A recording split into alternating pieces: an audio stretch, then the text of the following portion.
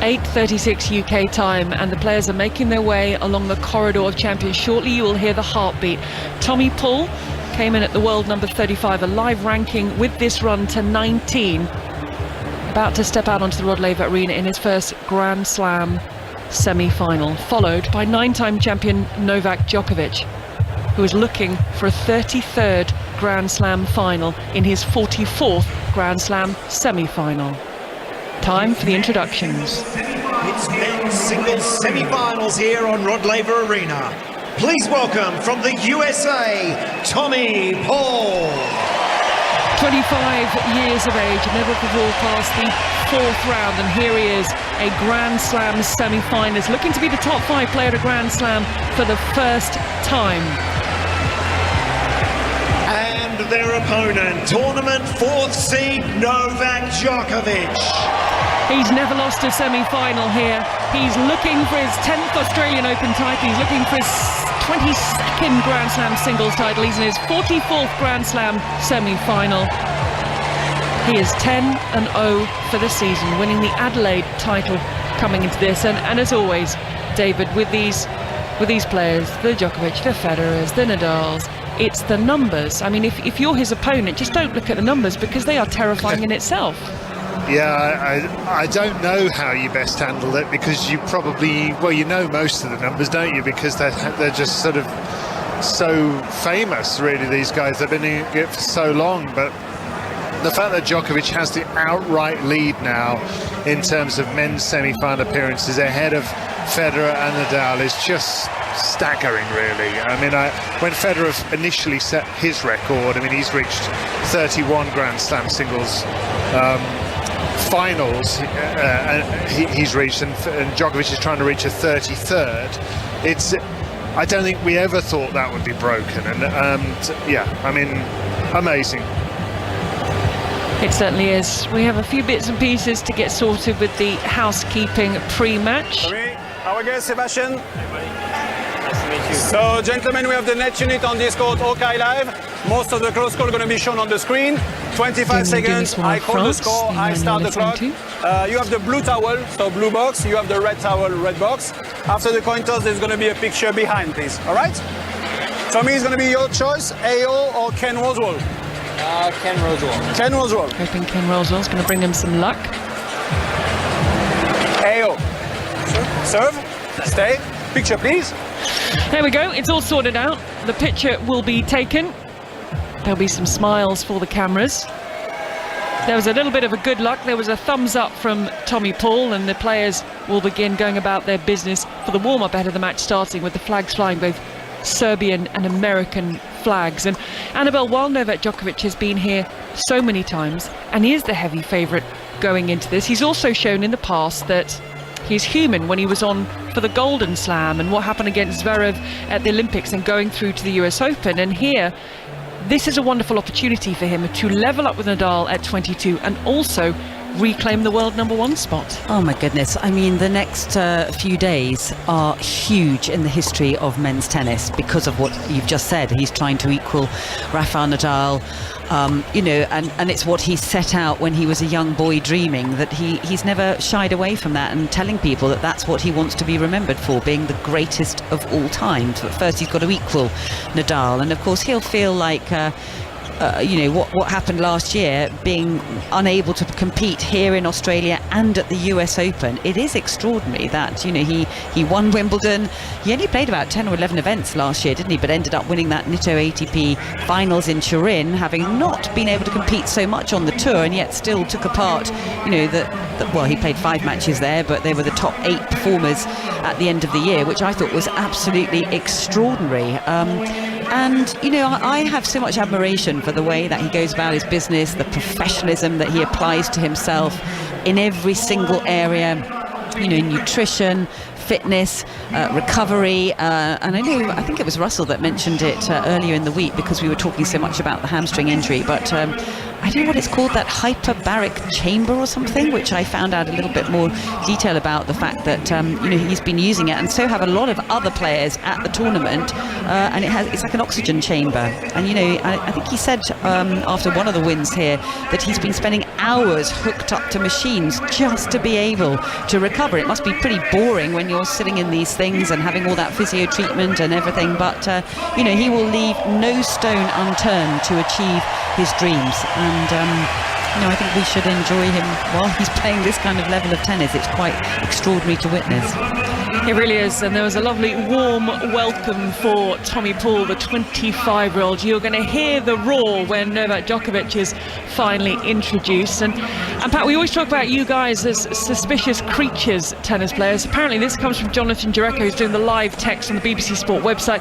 Djokovic was back on the 1573 arena for a warm-up an hour before the semi-final, just like he did before the thrashings of Alex de Minaur and Andrei Rublev. So maybe a little bit of superstition, and it's working. Let's continue it. Yeah, well, he'll have his routine. He knows when he wants to warm up and how long it takes him to get off the court and cool down. Everybody's different, of course, but there's no doubt throughout his career he knows exactly what works and what doesn't. And to get on that arena and hit a few balls and get back in the locker room, quick shower and cool down and some food, whatever it takes. He knows his routine. He's been lucky enough to play the same time throughout the whole tournament. 7:30 at night. His sleep routine is not upset. He didn't have an Andy Murray 4:10 a.m. sort of thing to mess him up. So he's primed and ready.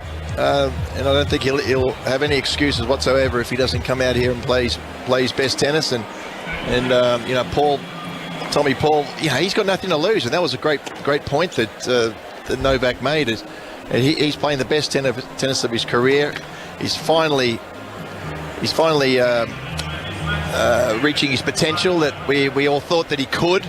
Everybody's talked about how talented he is and the shots that he can make, and his touch that he has around the court, and he's very, very smooth player. It almost looks like he's not hitting the ball hard, very relaxed.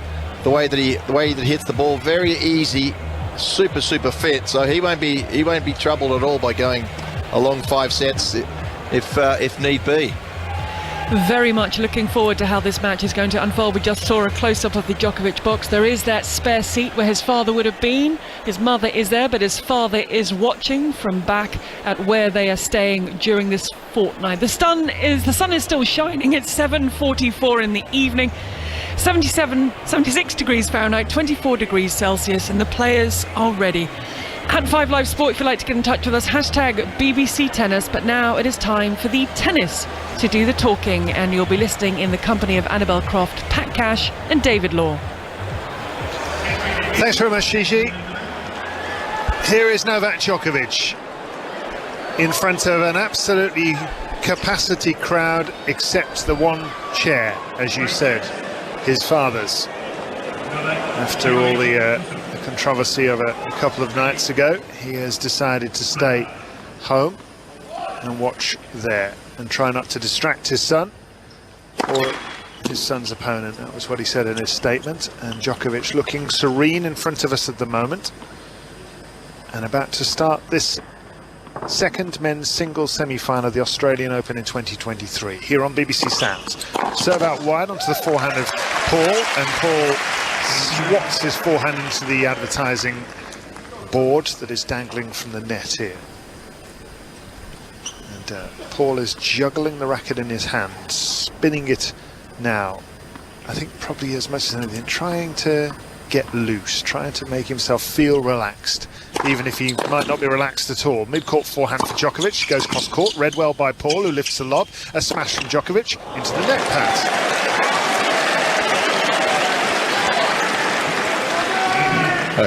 Good idea, test out the Novak's weakest shot, which is the smash early on.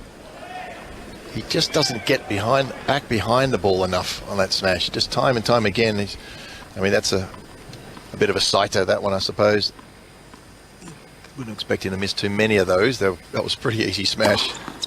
Forehand return is decent from Paul, who started well here, I think. He hits his backhand cross-court. 15-all, first game of the match. Backhand down the line by Djokovic into the net, and he sort of just stumbles forward a little bit as though he didn't quite trust his footing. He does have that left leg heavily strapped, as he has all the way through the tournament. Little glimpse here for Paul, who continues to juggle his racket as if he's trying to just sort of say, oh, I feel great out here, this is awesome. Yeah, he's pretty loose. He's a good spinner of the racket, isn't he? Yeah, spins it around in his hand and he spins it in a circle sometimes. 15-30. Forehand return off the throat of the racket into the bottom of the net. He's also one of these that plays basketball between his legs with the ball when he's about to serve as well. Yeah. Which I also think is another way that players sometimes try to almost fool themselves that they feel really relaxed and cocky and ready to go. It's just something they probably learned as a kid. Yeah. 30-all. Deliberate serving motion of Djokovic, as always, as he opens his eyes out wide as he clips the top of the net and just sort of blinks them. I think I've seen this throughout the tournament. He's often trying to get used to the light, and it is a strange time of day, really. 7:45 in the evening local time. Blue sky up above, still sunny, and yet the floodlights are beaming down, so you've got a slightly glaring view when you launch the ball up into the sky. 30-all. Oh, dear. Top of the net, that's a double fault, Djokovic. This is an immediate break point for Tommy Paul of the United States. A pretty average game so far from Novak. Yeah, he just looks a little bit nervous at the moment, doesn't he? He was off balance when he missed the backhand, and the smash, as you said, Pat, didn't get the footwork in the right place. And also we're seeing a lot of ball bouncing, which we always know is an indication that he's a bit tight going up to serve. So break point, Tommy Paul. Forehand return, just clears the net. Put away comfortably by Djokovic, cross court at the forehand.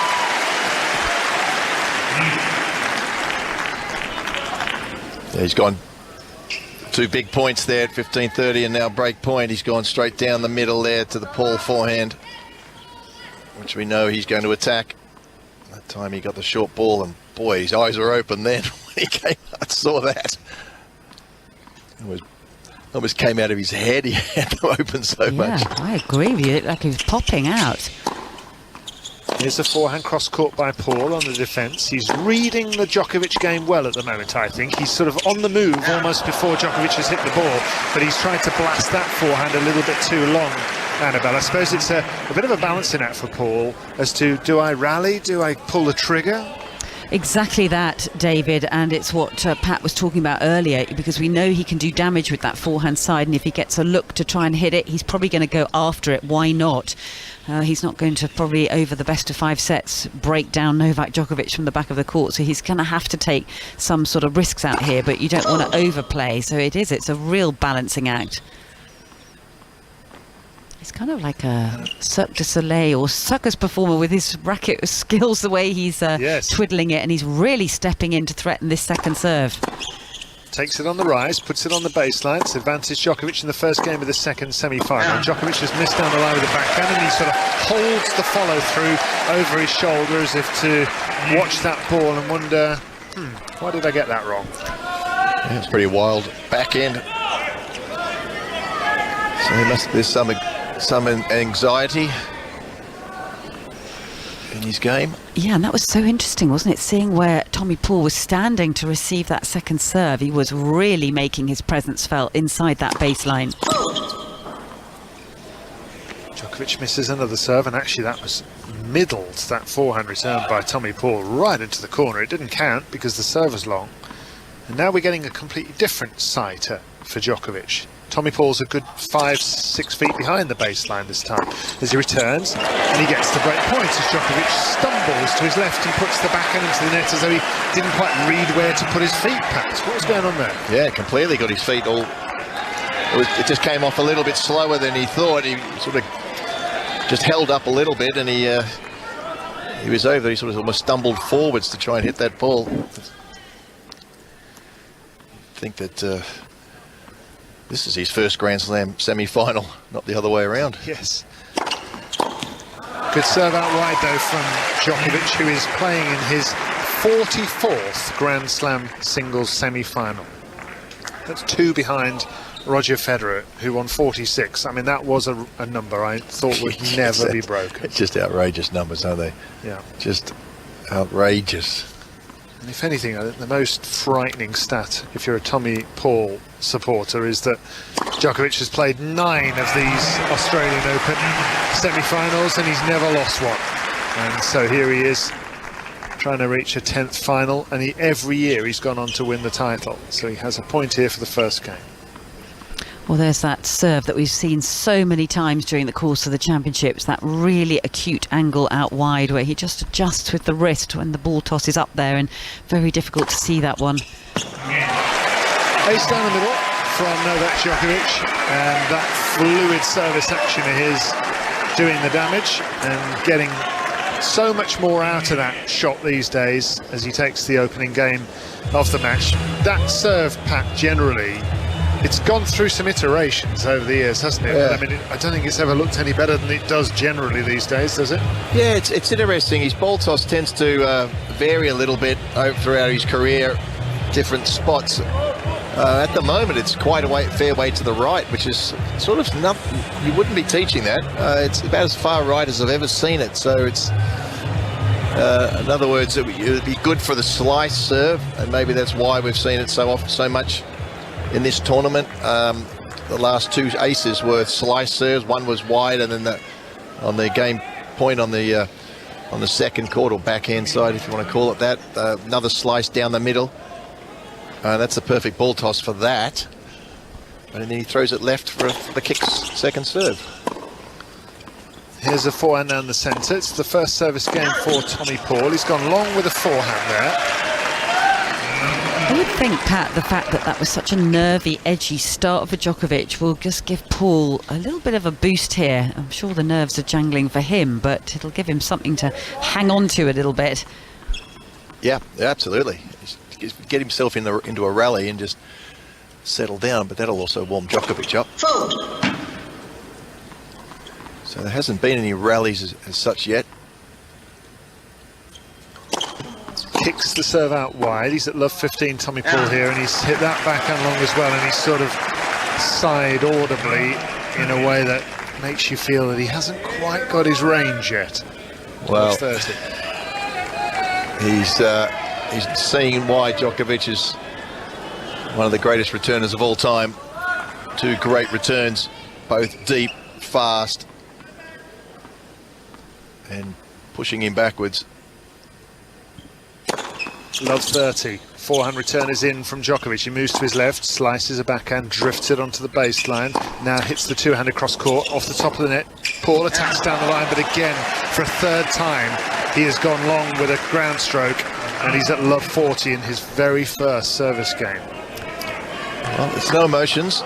Obviously, he's a bit nervous inside. As you know, men's best of 5 set matches, that doesn't matter if you drop your serve early. It's not ideal, but certainly a long way to go. This is Tommy Paul's 30th Grand Slam tennis match. It is Novak Djokovic's 387th. If you want to look at the difference in experience between these two. Backhand just long from Djokovic, who's 10 years senior to Paul at 25. A great kick serve then. That one really bit the court and kicked up full Djokovic. Yeah, Good decision there from Paul, very clever. Absolutely, bit off balance, wasn't he, when he was trying to get that racket head through off the rearing shot or serve. Here's forehand cross court by Paul. Still 2 break points down here, 15-40 after nearly breaking the Djokovic serve in the previous game. Now he's been broken. The backhand isn't working at the moment for Tommy Paul. He's gone down the line with that shot, and he's put it halfway up the net, and he's already sort of looking up and taking his cap off and almost pulling it down over his eyes as if he doesn't want to look. Well, it'll take him a while to get used to the conditions. He's played a lot of day matches. We've had a couple of cool evenings in Melbourne, as we typically do. not that it's cool tonight, but it is, having played on the courts are bouncy and fast. It'll take him a few games to get the hang of the court. Love Djokovic serves from the far end of the court, drifts onto the baseline with the back and return Paul, and just cross-court and wide goes the forehand from Djokovic, and Paul just on his toes, trying to get some feeling into those legs. Yeah, I think Paul will feel better when he wins a point from actually winning it rather than winning the point because Djokovic is missing. Yeah, makes sense. And so far it's been error strewn on both sides of the net. Serving volley from Djokovic there, Pat Cash. Don't see that very often. Oh, he's good. He's brought that element into his game, hasn't he? Last few years. And does it very, very well. Put that serve long though. Serves this one down the centre and stays back. Paul hits his forehand return and lofts it, but it goes over the baseline. So 15 all. 2-love Djokovic first set. I mean, he did play one of the biggest servers on the tour. It's left-hander Ben Shelton. But I think he's getting a little bit. I think he's seeing the power that's coming off Djokovic's racket. It is deceptively powerful. His shots. Yeah, that's something that I realised a few years ago when he was kind of having that comeback from the elbow issue that he'd had, and when he won his Wimbledon title, the first one after that. I remember him playing Karen Khachanov, who we saw earlier today in the semi-finals. Djokovic moves forward and hits his backhand down the line and then hits it down the line again. Just pinpoint perfection from Djokovic. Scooped back by Paul, and then Djokovic just keeps on going to the same side and just going into the forehand corner of Paul, who's trying to get back into the middle, because that's what you do to, you know, cover the rest of the court. He just won't let him out, and eventually he hits the winner. But just to finish that point on the Karen Khachanov match, this is a guy with a huge forehand, and eventually Djokovic just found his rhythm and timing, and it was like there was a trampoline effect on his racket, and no matter how hard Khachanov hit the ball, it seemed to be coming back quicker. Yeah, right, it's an amazing timer of the ball, but it's a heavy. You've got a heavy racket. It's a quarter of an inch longer than the standard racket. The racket head really comes through fast. Backhand down the centre is just onto the outside edge of the baseline by Paul, and that backhand of his is a nice shot, but it's not really working at the moment in terms of the combination. Two nice two-handed backhands, but then a backhand slice into the net, and I kind of feel like that's a bit of a telltale of how nervous he must be. Oh, absolutely, David. I'm just watching him thinking, gosh, he is going through hell right now because of the nerves. And when you're feeling that nervous and there's that adrenaline going through your body, everything feels clunky and not smooth, and he's probably overthinking everything. Everything feels exaggerated, and he just wants to be able to come out here and play with a little bit more freedom. But it looks uncomfortable viewing right now. I know that first game for Djokovic was a bit edgy, but that was a lot of errors and a bit of nerves from him. But now that he's, you know, sort of controlling this set, Paul has not got going yet. No. Djokovic is being allowed to settle here, isn't he? Because his opponent is so unsettled. Forehand long by Paul. It's 3-love Djokovic. And he's barely out of second gear, and he's already streaking away on the scoreboard.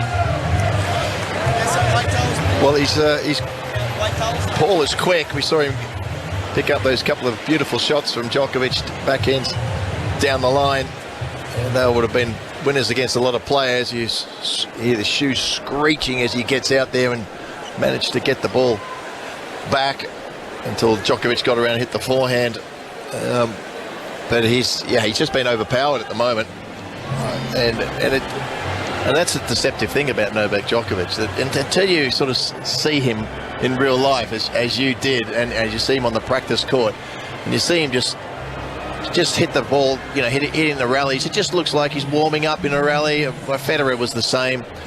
Nadal is a bit different because he's always just so bouncy and putting such a massive effort into every swing. But those two guys are just so relaxed, hitting the ball cleanly.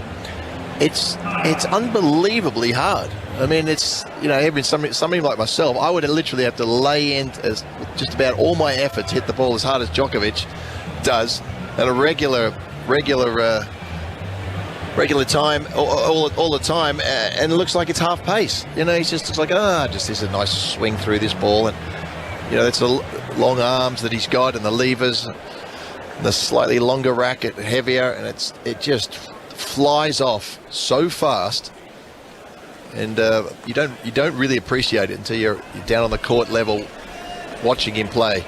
People talk about, oh, you know, he just gets a lot of balls back and he's hard to beat. Oh yeah, it's just coming at you so fast. And he's adding to his game all the time as well. I mean, that serve that we've talked about, he comes to the net a lot. He hits loads of drop shots these days as well, I've noticed, as he hits the top of the net with that forehand. 3-love up Djokovic here. Pinpoint accuracy on these ground strokes as well. This one he's just gone wide with as Paul outlasts him, Annabelle. And okay, he didn't hit a winner there, but at least he hit several shots and ended up winning the rally.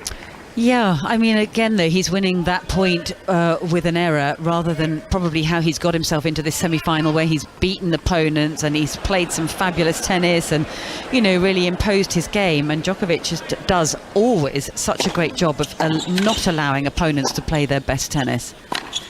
Yeah. Backhand slice down the line again by Djokovic, then a forehand off the top of the net. Chance for Paul here to step in and try and take charge of the rally. He hits his backhand cross court, but Djokovic immediately back into neutral in the rally. He just moves so well. No signs of the hamstring issue at all really here, and he's wrong-footed, Paul. What a brilliant backhand that is. Paul can't do anything with that, and he just sort of floats it out of court, and Pat Cash shaking his head here. Well, that's a prime example, exactly what I was talking about. It just looked like a regular backhand, didn't it? Deep, fast, and Paul was right there, and he couldn't turn his body to get to the backhand. It was hit that hard that he sort of half turned and then threw his racket out of it. Yeah, it's the balance he gets when he's playing his shots. He always looks like he has so much time on the ball. Looks like he's skiing down the mountain in that kind of low position with the legs bent. And that ought to make Tommy Paul feel a bit better about things, that ace he's just thrown down there. Yeah, he needs to get on the board here, doesn't he, and just feel part of the match. I know it goes without saying, but I mean, it really feels so apparent here just at the moment. Paul is feeling almost a little embarrassed and uncomfortable as he hits his backhand into the net, and I think there's a sense of belonging that he's looking for on this stage. Yeah, he looks like he wants the court to open up and swallow him at the moment, because the way he's kind of hiding underneath that cap when he's missing a ball, yes. There's nowhere to hide. It's why it's such a cruel sport in many ways. If you're not playing your best tennis, your psyche's out there for everyone to have a look at.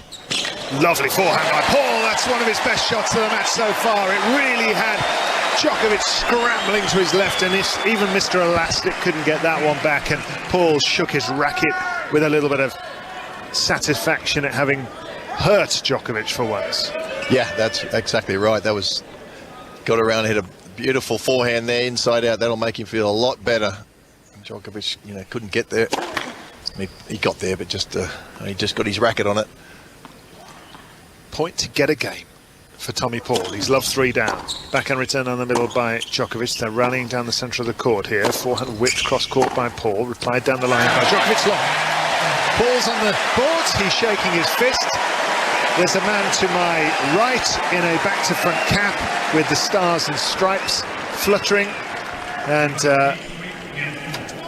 at least he's not going to get bageled in this set. Yeah, that was a good game for him. Settled down, hit some good shots there, moved Djokovic around the court, and so 3-1 for Novak Djokovic in the first set. Yesterday we had the former Chelsea manager Thomas Tuchel in the crowd. Today we've got Bill Gates up in the stands. It is one of those tournaments that does attract all sorts of celebs. Djokovic serves a body serve right into the chest of Tommy Paul. It comes back, and a rare unforced error there, Annabelle, from Novak Djokovic, and he was rehearsing the shot. What was going on there?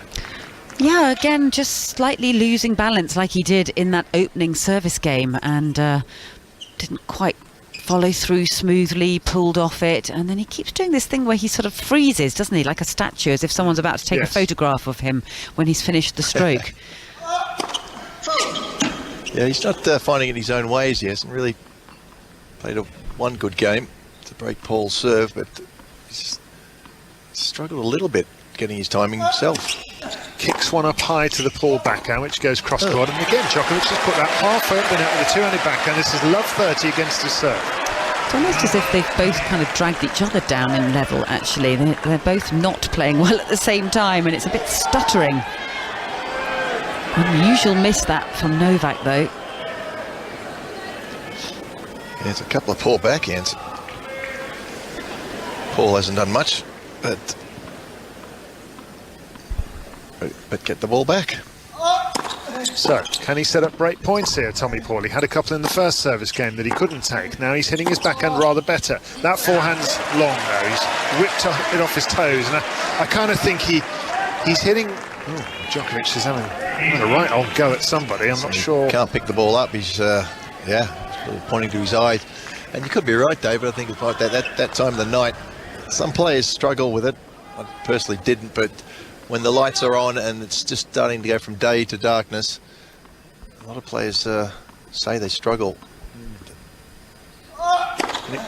As the ace is out wide, Djokovic to get to 31. I mean, that does tally, doesn't it, Annabelle, with the previous matches, because he keeps playing at this time of day. He's often in this situation, and the first sort of 4 or 5 games are when it often seems the closest. Yeah, that's a very good point, David. And, you know, we could see Goran Ivanisevic sort of bellowing at him, and he was screaming back at him and then indicating that he couldn't see. And then I don't know if you noticed, his mum was just behind and she started chuckling. She was finding it all very amusing. Drive volley by Djokovic, goodness me, plucked that one out of the sky mid-court, and it was like a whiplash into the corner. A big drive volley. It was quite a tricky one, actually. It was quite deep in the court and almost came over his head behind him.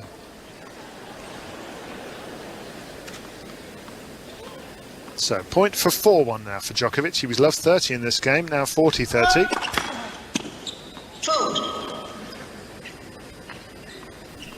Very neat catch by the ball girl off the spare ball that was patted her direction by Tommy Paul, and then back to her position and staring at Novak Djokovic while she's down on one knee. Serve down the centre, missed. Is it just by Djokovic? He went for a second serve ace then.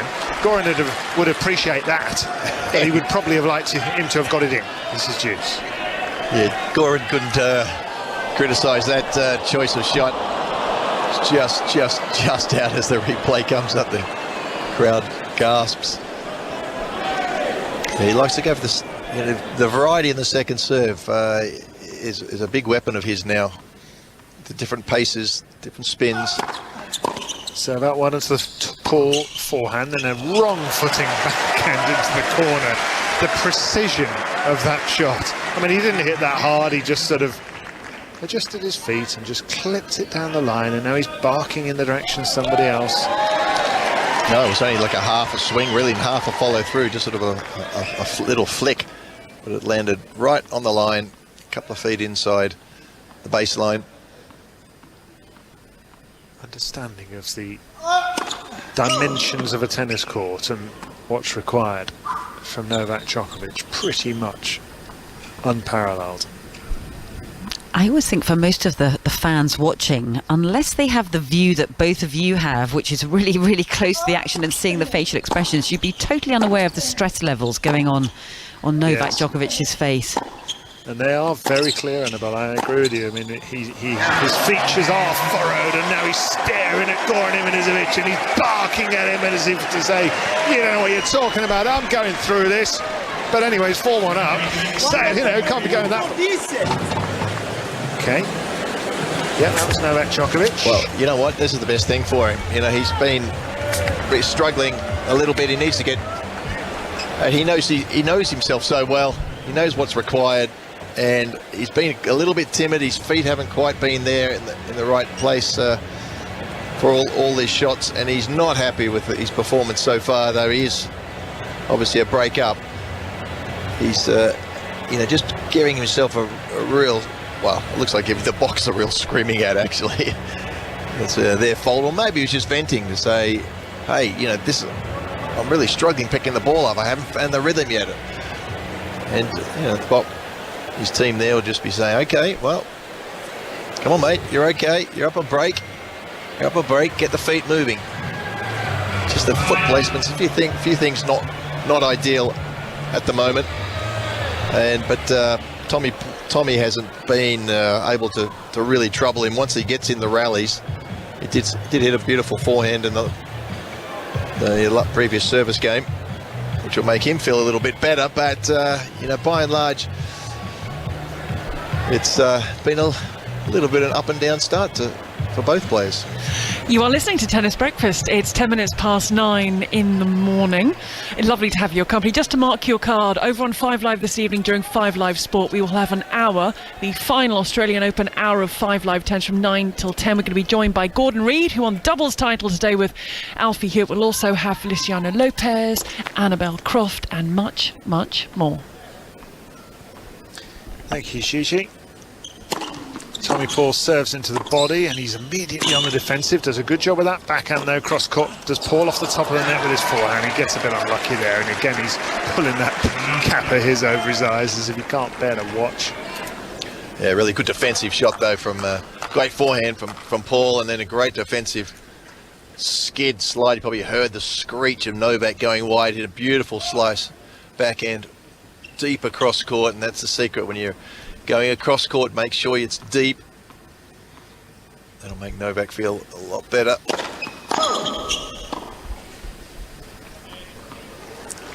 Talking about catches from ball kids, one-handed from that young lad.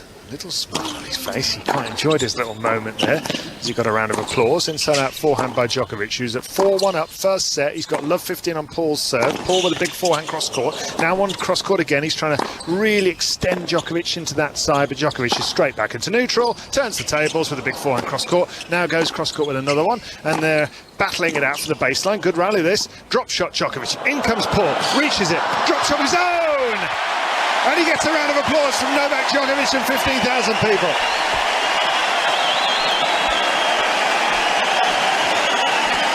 Well, that was by far best the rally best. of the match. Yeah, absolutely, Sorry. Pat.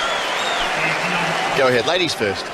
Well, I was just going to say, by far the best point of the match so far, and a much looser kind of flowing point from Tommy Paul, and beautiful touch and feel to get up to that drop shot and send it back with a little more feel down the other end. 19 shots Great that last pickup of the rally. drop shot. Beautiful drop shot, wasn't it? Picked up the drop shot and flicked it across. But how quickly was Paul up onto that? I mean, he hit it. He didn't hit it with you know, like an inch off the ground. He got there comfortably. Yeah, He is very fast. I remember a few days ago, Christopher Clary, the New York Times tennis correspondent, was saying that he rates one of the highest of all the American players when they do physical drills that involve sprints and reactions. Here's his backhand on the line. He's at 15-all here, 4-1 down, but he's pulled that forehand cross court and wide. Immediate pressure once more, 15-30.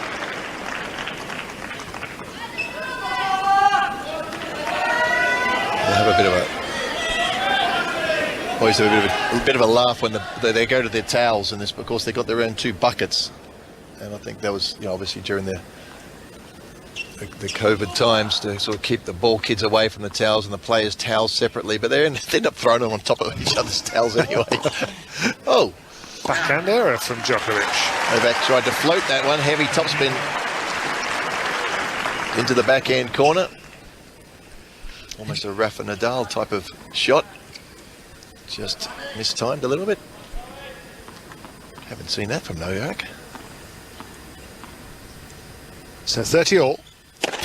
Paul serving, 1-4 down, and I have to say, as wonderful as Tommy Paul did to chase that drop shot down and hit a winner, the fact that Novak Djokovic applauded him, I think, is kind of a bad sign for Paul, that Djokovic feels so relaxed that he's quite happy to applaud his opponent's shots. He does do that quite a lot, but he always wins those matches. Forehand cross court from Paul. Now he goes down the line. It's Djokovic with a backhand cross court. They're trading two-handed ground strokes. Forehand cross court now by Paul. He's on the defence, but he's hanging in well here. Forehand on the line by Djokovic. What distribution of a tennis ball. And a lob lifted halfway up to the moon by Paul. It lands on the baseline. He's still in the rally here, Paul, but he puts that forehand into the net. The way he's manoeuvred around the court there by Novak Djokovic makes you feel for the guy. Yeah, great defensive lob too, actually. It was pretty good. Testing Novak's smash out again. Wasn't probably quite as deep as he would hope. And Novak deciding not to go towards the line, just go straight down the middle. And that caught Paul by surprise. Another break point. 1-4, 30-40 down, Tommy Paul. That serves halfway up the net. Second serve bounces up high to Djokovic, who hits his forehand cross court, then a backhand deep into the backhand corner of Tommy Paul, and they're going toe to toe with backhand cross courts. Chance for Paul to open his shoulders on a forehand, but he's gone long. He's 1-5 down. It's 31 minutes old, this match, and it is quite a tough watch, to be honest, Annabelle. I mean, as well as Novak Djokovic is playing, I don't know, I can't help but feel for Tommy Paul, because he's not comfortable out there. No, I agree with you, David. That's exactly how it feels watching this. And, it's such a shame, isn't it, when someone is so sort of shackled by the nerves and just isn't allowed to play with freedom. And, he's such a beautiful player to watch when he's on fire. And I think that the crowds, the fans, you can sense that they're right behind him. They want to see some great tennis and they want to see a great match here. But at the moment, just struggling. We've only seen glimpses of what he can do. And that's the problem, as Pat said at the very beginning. Can he come out here and sustain a really high level? And we haven't even seen, I don't even think, 30-40% of what Paul can do. No. Reminds me quite a lot of watching Casper Ruud against Rafael Nadal in the Roland Garros final. You know how good he is, but he's up against that guy at Roland Garros. And he was suddenly inhibited, and there was a moment where he was shown looking up at his dad when he was getting a real tonking as he hits his forehand long, Tommy Paul. And Paul's got a similar look in his eye. He's looking over towards his team as if he needs help. Doesn't know what to do. Well, he looks a bit shell-shocked, doesn't he? And as Pat's been saying, the weight of shot that is coming down at him, and we're not even seeing Djokovic at his best, but, constantly there are balls coming at the baseline, they're coming thick and fast, and he hasn't got too much time to think. Ace out wide, Djokovic. I thought it was interesting when, Djokovic was bellowing at the support camp, and we keep getting shots of Goran Ivanisovic's face, and he looks really panicked himself. But there was a massive discussion between all three of them, wasn't there? And I think they're trying to analyse what Djokovic has been yelling at them. Backhand cross court by Paul, that's deep, and he's won that point because Djokovic has tried to go for something maybe a little bit too ambitious down the line with his backhand, and he's missed.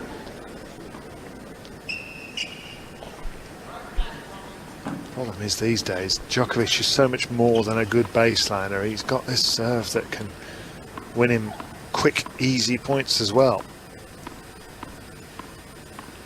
5-1, 30-15. Serves that wide onto the backhand. Chip back down the centre, off the top of the net by Djokovic. Long. He's hitting a lot of shots on the top of the net tonight, Djokovic. Lots of let cords. A couple of backhands in the early part of the match, then missed a couple, and that one was a shot he would normally hit a good couple of feet over the net and really deep. Yeah, the perfectionist that he is, Pat, I don't think he'd be particularly happy, even though he's 5-1 up. I don't think he's happy with how he's playing. No, his serving is, as we see, another ace. It's really settled him on his own service games. No, it hasn't been a spectacular performance from either player yet. 35 minutes. Novak Djokovic 5-1, 40-30. Set point. Ace. No, just long. Djokovic was already walking back to his chair because he thought it was an ace as well, but no.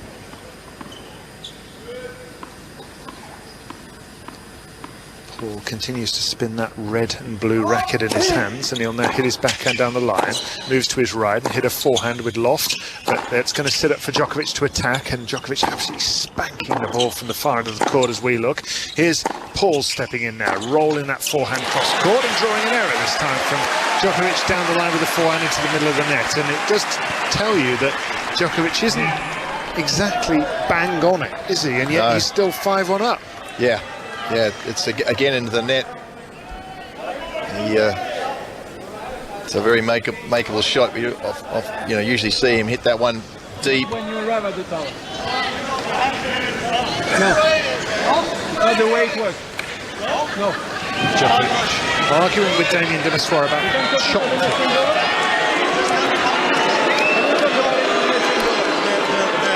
All kids are not allowed to give me the towel. Tell me how it works if it's not working. You know it depends on the rally.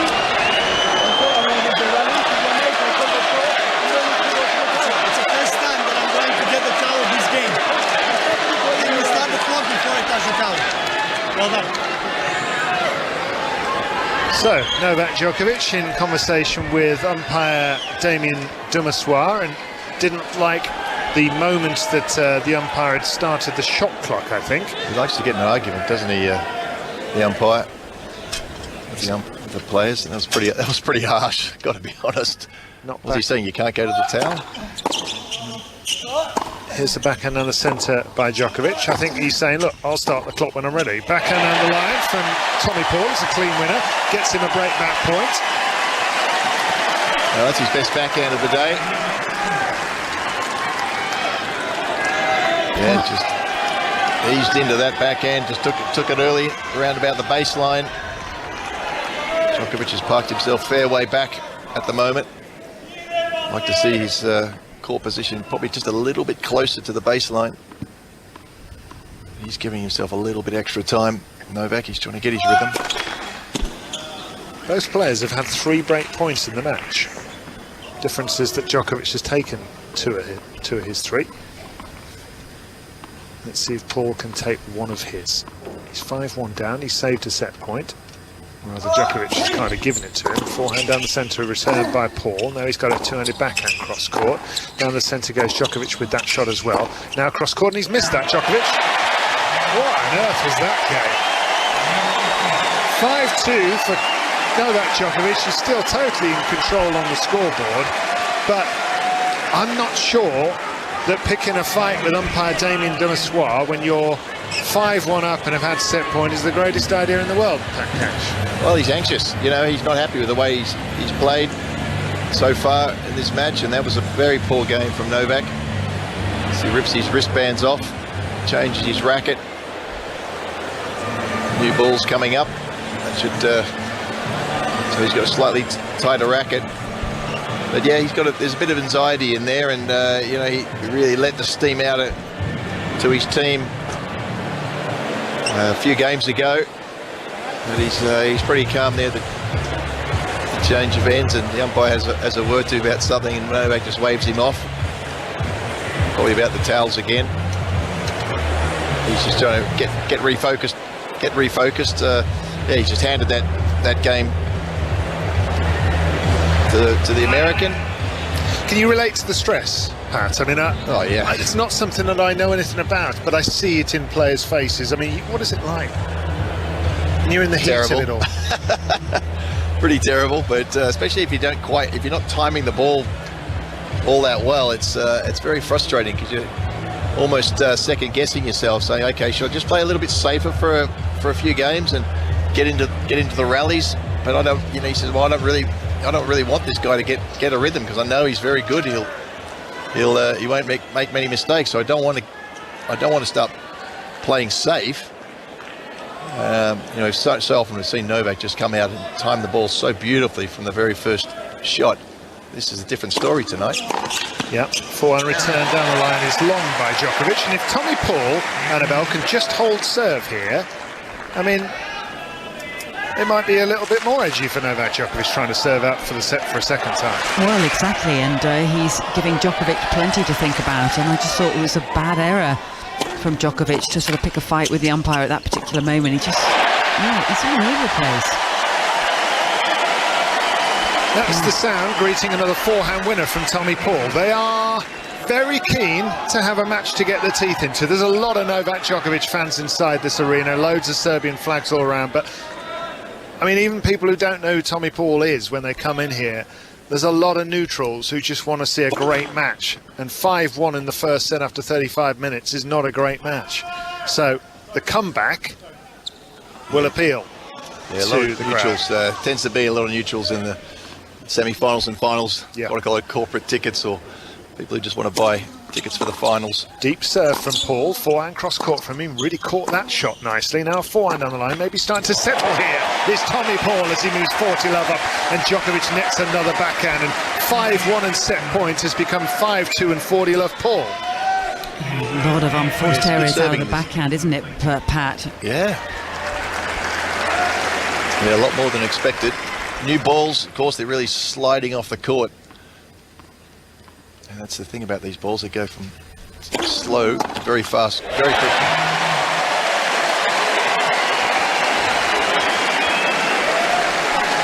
Well, there's a love service hold from Tommy Paul of the United States. Nobody has pushed Novak Djokovic really all tournament long. Yes, Enzo Quacco managed to win a set against him when Djokovic was struggling with his hamstring and struggling, frankly, with his attitude. He was in a really bad mood that night, and but then he didn't win another.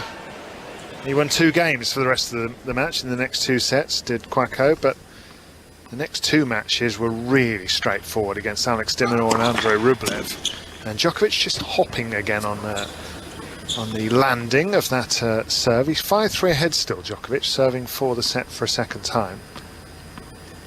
But this maybe is the first time that anybody's made him feel a little uncomfortable. Double fault, Pat, what's going on?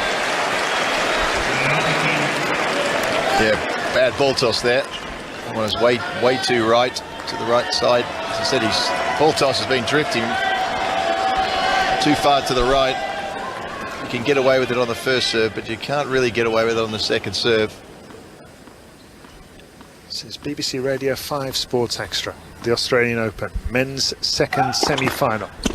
Winner will face Stefanos Tsitsipas, who beat Karen Khachanov in 4 sets earlier today.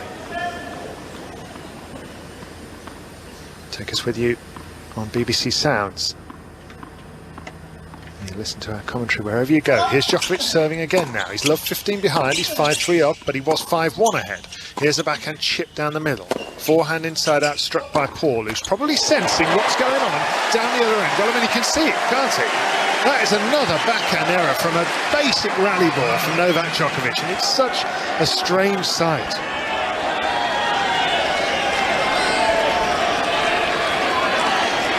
Yeah, fair bit of adjustment needs to be done on that backhand at the moment from Novak. What do you do if you're Paul here? Do you just get the thing in? Just get the thing in, yeah. 5-3. At the moment, Novak's letting him back into this match. Love 30. He doesn't get the thing in. He moves to his right, hits a slice forehand return, and it drifts over the baseline. That'll be a blow for Paul. Yeah, that was his intention, just to slice the ball back into play, get going. As I said, the new balls, these Dunlop balls are very fast the first few games when they're new, and they get slow very quickly.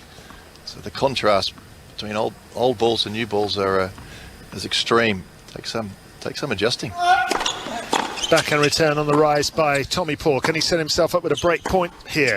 And he hits his backhand on the line. It's a lovely shot. Sliding into the forehand is Djokovic. What a great retrieval that was. Now he turns the table with a big answer forehand, but he's gone long.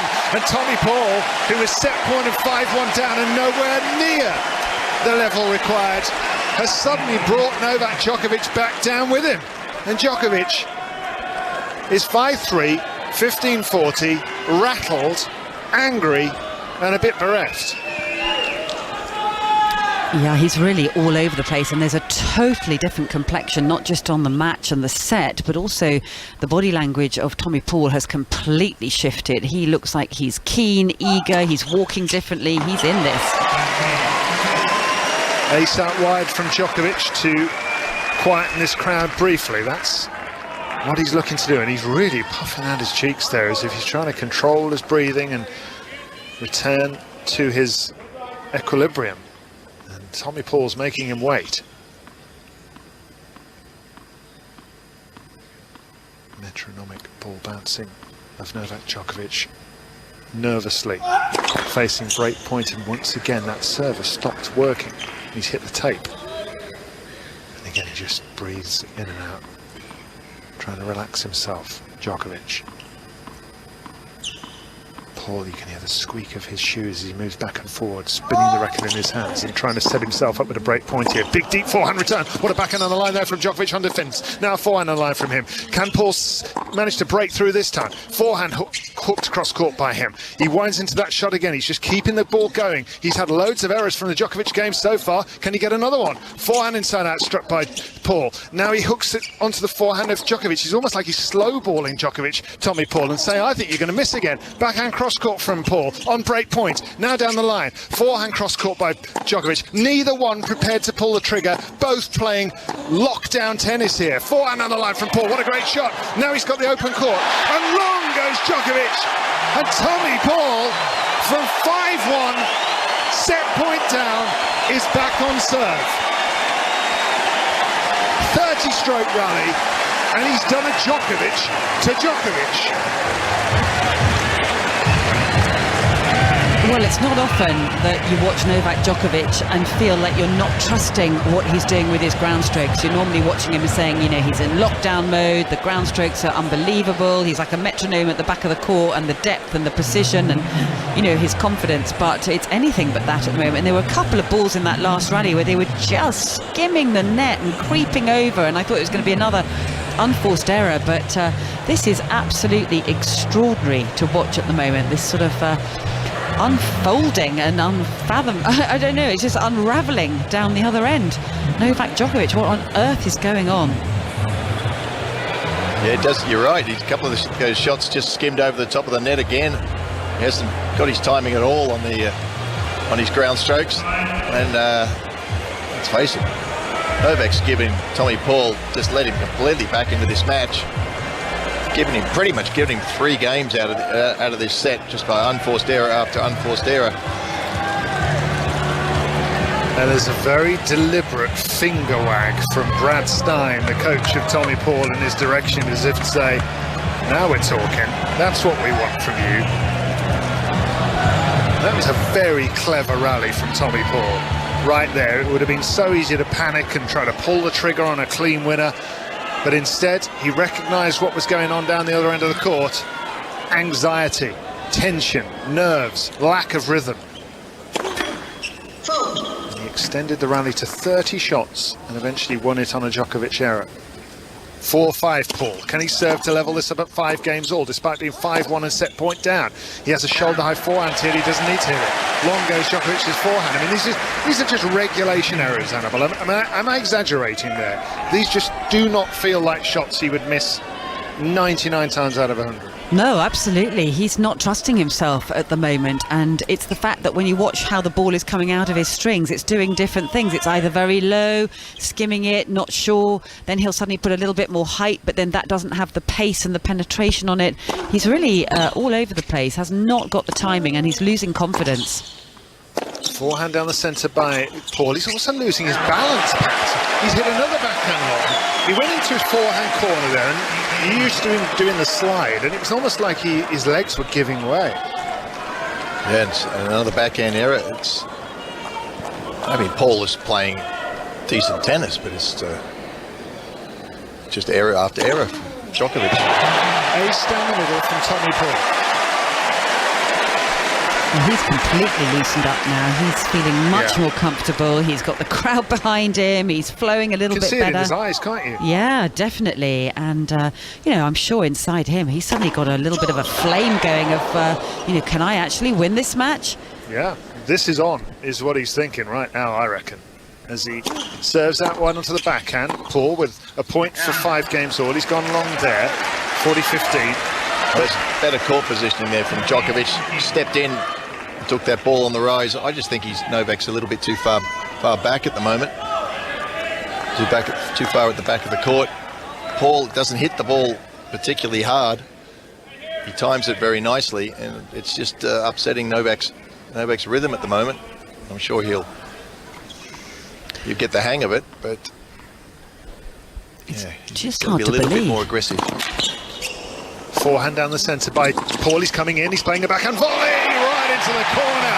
And he studied Tim Henman videos all summer long last year. And they are paying off very nicely indeed. A shake of the racket as he levels this first set at 5 games all, despite having been 5-1 and set point down. I mean, he was nowhere in this match, and suddenly he's right in there. Yeah, really good approach shot and a good volley into the corner, a couple of inches from the sideline. He's staying calm. He stayed calm and just said, okay, just get into some rallies. And as you said, Novak has gifted him a few games there.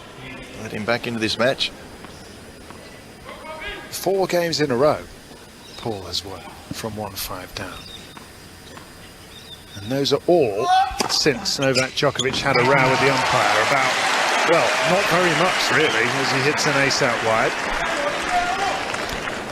And also he's gone quite quiet, Novak Djokovic, since that moment, hasn't he? I mean, whereas before he was bellowing away to his camp, and then of course the umpire, as you said.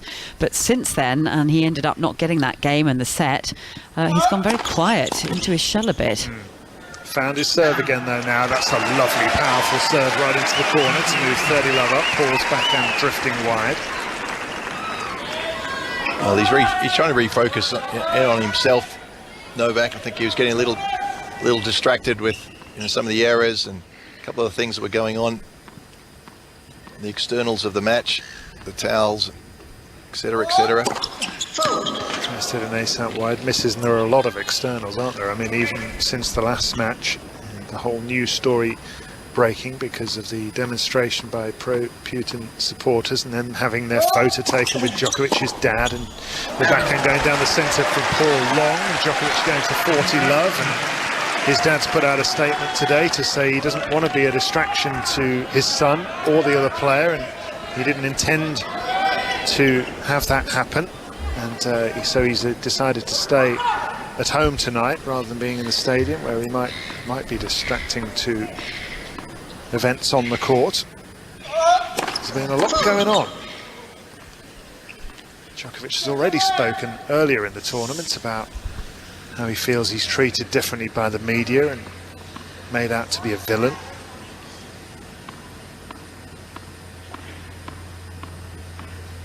Point for 6-5, Djokovic. Serves onto the forehand, hit back down the middle by Tommy Paul, who lifts the lob. That one's not going to do the job, I don't think. Swatted away by Djokovic, who moves to 6-5 and wins his first game in 5.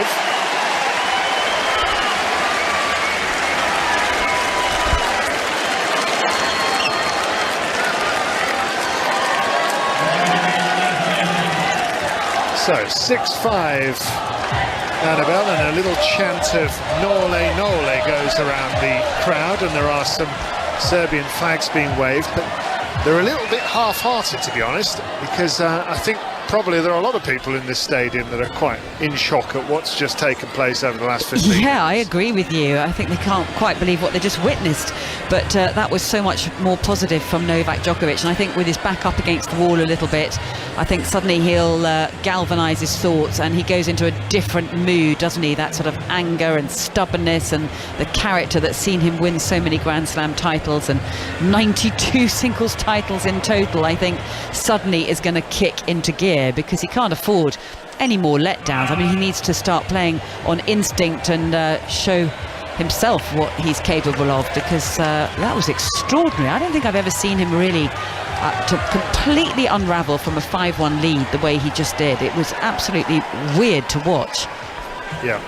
Well, I've just been sent a statistic by our producer, Kat, who tells me that against Andrei Rublev, Novak Djokovic hit 21 on forced errors, and he's already hit 24 today.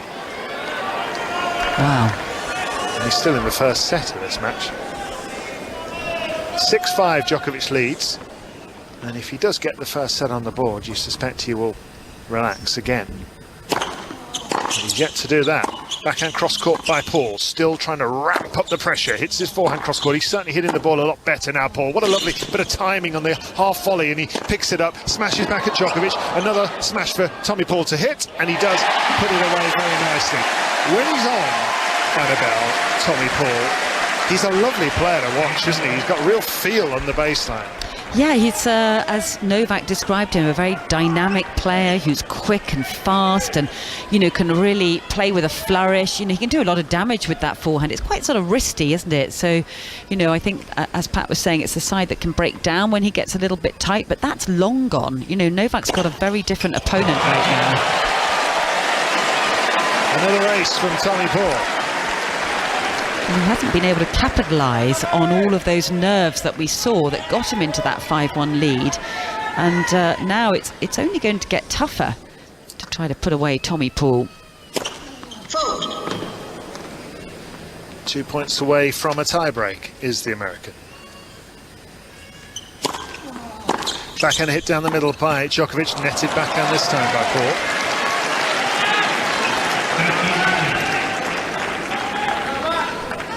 Seen one of those for a while from Tommy Paul. They were the kind of backhands when he was really edgy and nervous at the start. Missed a lot of backhands into the net. Just pointing to his temple as he hit that shot, as if think, don't go down there, don't try to go behind him when you're not upset yourself. Here's a backhand hit down the middle by Djokovic. Lovely forehand by Tommy Paul. Scooped back into the air by Djokovic. It's found the court, I don't know how. Backhand down the centre by Djokovic. Into the net, Tommy Paul. Vintage Djokovic to win that point from nowhere. Amazing defensive stuff there from Djokovic. Yeah, it was a big skidding, diving backhand that floated up and landed right near the baseline. A couple of errors coming from Paul now, and that's what when he has to sort of red line a little bit on some of these shots. Really going for that forehand. This is 30-all on the Tommy Paul serve. He's 5-6 behind. 57-minute set, which has been very, very unusual. Suddenly the blue sky up above has given way to darkness. Serve hits the net from Paul again. Second serve now. Djokovic looking keen. He looks like he's zoned in again as he hits his forehand return cross court, and he's got the error he wanted, and he's shaking his hands now, Djokovic, that racket, and suddenly there's a look of focus in his eyes. He's got set point for a second time. Well, 3 unforced errors in a row from Paul, just as he's starting to feel comfortable. Novak's made him play. But with a different story when you have to serve out the set, isn't it? Or serve to stay in the set. Big game. Set point to Novak Djokovic. The backhand return right onto the baseline. Now a forehand inside out. Suddenly the errors have stopped from the game of Novak Djokovic. Backhand hit cross court by Paul. Now he moves to his left and he hits another backhand cross court. Chips down the centre by Djokovic as if he's trying to entice an error here. Good hitting though from Paul. He's staying with him. Is that backhand going to land in? Yes. Now he goes cross court again. Set point Djokovic with a backhand slice down the middle. Big forehand misses by Paul. Djokovic wins the set. He's got his finger to his ears, as if to say, come on, you've got to cheer me now. And he's getting booed. Blimey. Novak Djokovic getting booed, and he's beckoning the crowd on to boo him more as he takes the opening set by 7-5. 59 minutes. Wow. And now he's getting chanted by a few of his spectators, and Djokovic is trying to conduct the crowd's chants with punches of the air as if he's doing it in time with the chanting. Blimey, Gigi, this is all happening. It's absolutely intriguing, isn't it? I mean, that first set, Pat, it was all about Novak Djokovic. It was all on his racket. He went 5-1 up, he unravelled. When he sorted himself, he got back on track. He had an argument with Damien Dumissoir about the shot clock. He was being booed, he was roaring, he was pumping up the crowd. I mean, it's really intriguing. I mean, we were talking, Annabelle and I, during the course of that first set. Is this pressure, is this weight of expectation on Djokovic because he's expected to win this? He's trying to go for 22. He's messed up on some chances to get to 22. He hasn't been allowed others to get to 22. Number one's on the line. Is this pressure that we're seeing on the weight of the shoulders of Novak Djokovic? It's a different type of pressure. And he's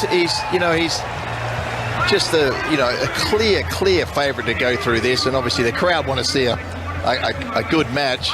And he yeah, Tommy didn't really produce anything, did he? In the first 6 games or so, it was almost too easy for Novak, and yeah, he needs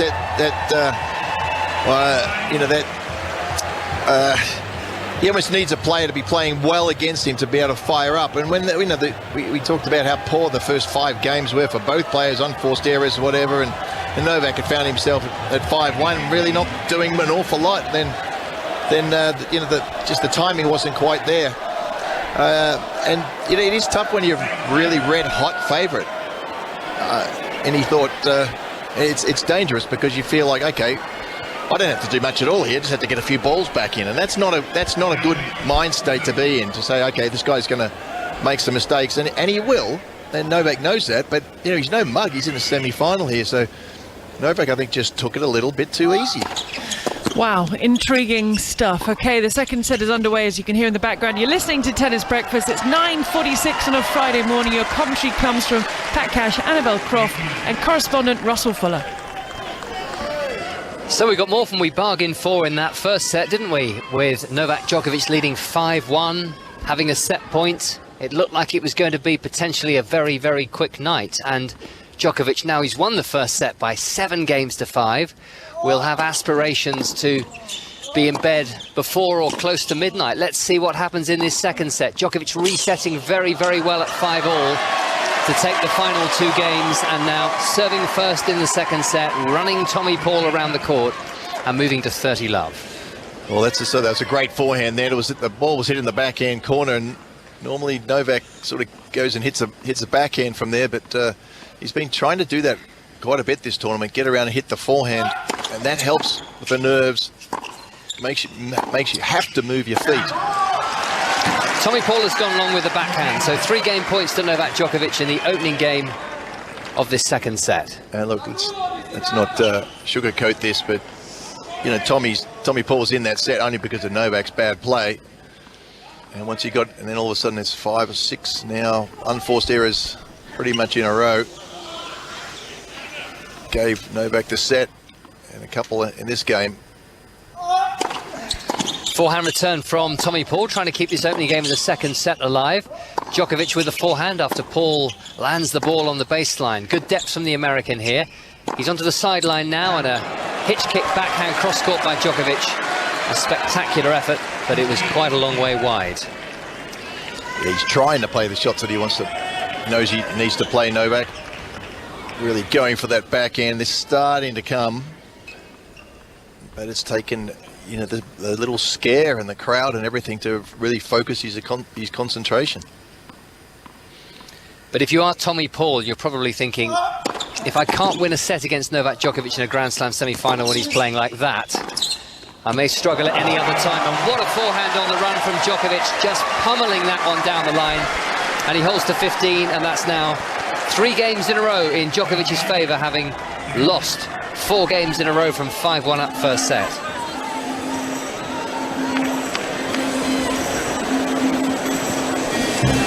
There's some great shots in that. That was the most explosive we've seen Novak in this match so far in that last game.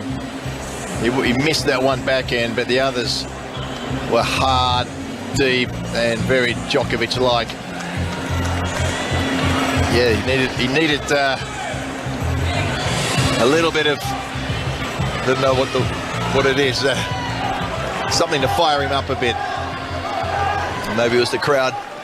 Maybe it was the umpire. But he's fired up now. Dangerous times for Tommy Paul coming up. He needs to produce some better tennis than just getting the ball back and hoping Novak misses. That will help. Great serve. It's one of his best serves, that wide serve. Slid it out wide. Nice serve. And it'd be Stefanos Tsitsipas will be sitting back watching this and going, I'm liking what I see. Forehand return from Djokovic. Paul has 15 love. The backhand cross-court by Paul. Djokovic with the backhand to the backhand of the American. Now Tommy Paul into the net as he hits a forehand. I think the way that Novak is playing in the last game and a half just looks so much more secure, doesn't it? It looks like there's intensity back in his eyes, in his body language, the way he's moving onto the front foot. Just looks so much more, I don't know, dialed in mentally, I would say. It's quite a gift to be able to retrieve the magic when you've played so abjectly for a run of 4 games. But that is exactly what Djokovic was able to do. 15-all, second serve from Paul onto the backhand of Djokovic. Forehand cross-court by Paul. He's on the move a little bit here and just missing that forehand, which was aimed down the line.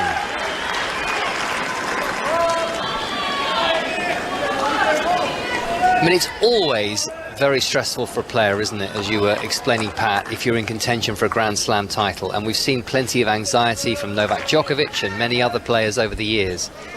He does seem to be perhaps even more anxious here, given the fact that none of his matches have been particularly close. Tommy Paul serving to the forehand of Djokovic. Paul with another forehand, slice backhand Djokovic. Backhand from Paul, lifting this to the double-handed backhand of the Serb.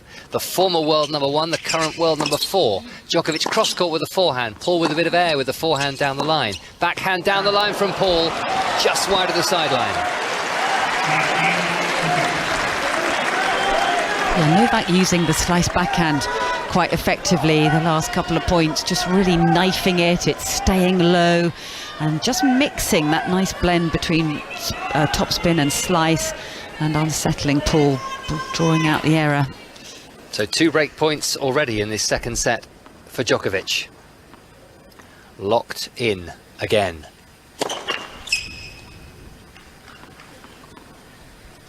Paul puts his first serve into the net.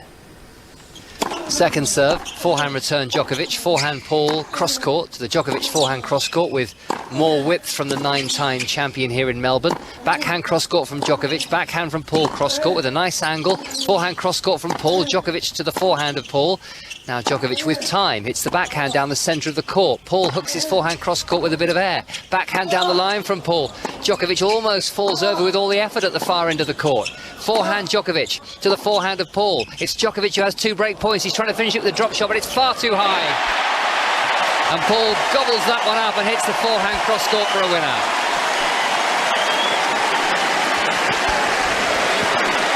Well, I'm not sure why he went for that drop shot, Pat.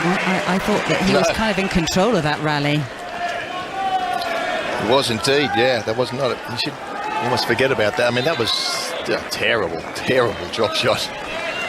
He's trying to get Paul off his rhythm there, but yeah, it was a really good rally until that last drop shot. Paul is very, very quick. He's going to get to just about any good drop shot, let alone a poor one. Break point number 2.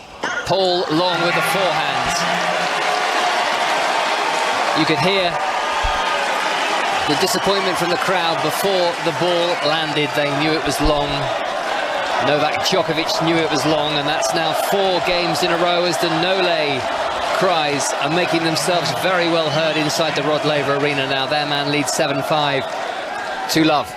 Yeah, Novak almost celebrating towards his sort of flag wavers in the crowd. You know, he stood there for a time just fist pumping up towards them and really soaking up the energy that perhaps they're going to give him out here. I mean, he's in a slightly strange mood in this match, isn't he?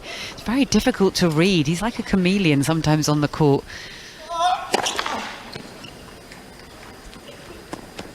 He now has some breathing space. A set and 2-love up. Djokovic. And he's in an incredible run of form. He's won 28 of his last 29 matches post the US Open last year. Backhand from Djokovic, forehand from Paul, cross-court. Djokovic cross-court with the forehand to the Paul forehand. Djokovic hits through the backhand cross-court and does enough on it to force the error on the backhand wing from Paul. And he's now walking over to his player's box and having a frank exchange of views with them. Yeah, it looked like Djokovic was going to come in on that backhand, and just his movement after he hit that backhand, I think Paul thought he was at the net and had to go a bit finer towards the the line, just mishit it fractionally. Forehand return by Paul, swept cross-court on the forehand by Djokovic, and that was fantastic from Paul. His cross-court forehand onto the sideline, Djokovic into the net.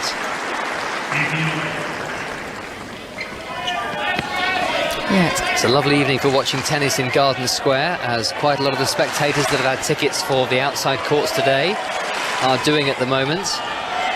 Short sleeve and short trouser temperatures, which is by no means always the case in Melbourne, particularly in the evenings here. Can be really quite chilly in the evenings on occasions as that wind picks up. Not so today. 7-5, 2-love, 15-all. This is second serve for Djokovic. Paul's backhand return to the forehand of Djokovic. Paul down the line with the forehand, coming into the net now, and his volley is reached by Djokovic, who goes down the line. Great anticipation from the on-rushing Tommy Paul, who flings himself to his right and makes that very smart cut-off forehand cross-court volley winner. Yeah, old school sort of tennis. They're getting in at a very good cross-court backhand, stretching Djokovic. He tried to pop it down the line, but he was quick enough to get across. We know, talked about how fast he is. And that was, that backhand of Novak's was going to go in too. It was going to be it was going to pretty much just be an inch or so out inside the line. That's an ace from Djokovic at 15-30. His service kind of keeping him in a lot of these games, these service games. It's been a little patchy. He goes run of aces, and then in that first set, towards the end of that first set, he couldn't make a first serve. Very much in and out, but increasingly looking in. And the scoreboard is looking very positive for Djokovic and his fans here. 30-all in this service game, though, with the break in the second set. And there we go, just to underline Pat Cash's points. He's gone out again with his serve. Double fault, break back point Tommy Paul. Yeah, and it's been the pattern for the last 3 matches or so where Djokovic has gone for huge second serves with a trajectory that's pretty low over the net. And if he gets them in, I mean, it's unplayable for a lot of these players. But what a time to go for another huge serve there, and got himself in trouble. So break point Tommy Paul. And again, Djokovic misses the first serve. Trying to serve volley there, terrible ball toss.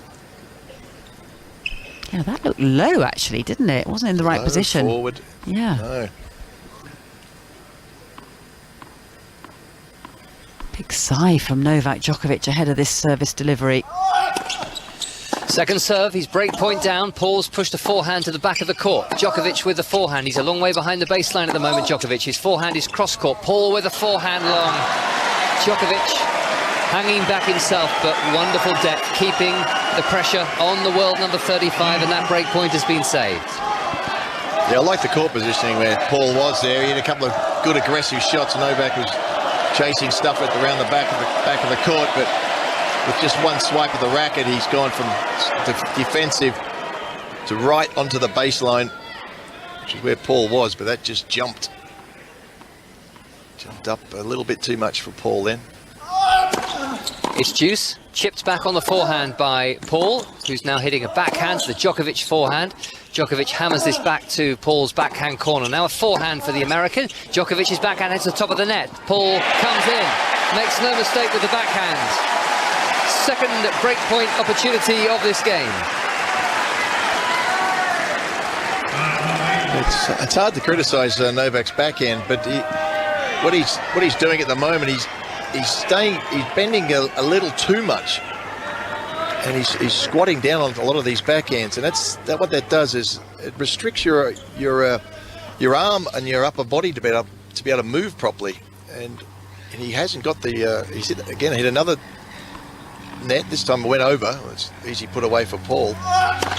So here's the latest breakpoint opportunity for Tommy Paul. His forehand is hit to the Djokovic forehand. Forehand cross-court from Paul. Forehand cross-court 2 from Djokovic, and Paul has just worked this forehand down the line in play. Djokovic with a slightly shorter ball, pushes Paul back. Paul hits the sideline. A backhand from Djokovic, a backhand from Paul. Backhand from Djokovic to the forehand of Paul. The American has breakpoint for a second time in this game. Forehand Djokovic cross-court. Paul with a miss-hit forehand, and this one does go just a little bit wide, and Djokovic hangs on, saves a second break point. Well, it's definitely fluctuating in that last rally, 19 shots, but it does feel as if the level is creeping up from both of them, doesn't it? We're having some good rallies going now. Yeah. Paul hitting the ball really deep. Both players look like in the middle of the rallies look like they've hit a ball that's just out, but they're starting to drop on the line, both players.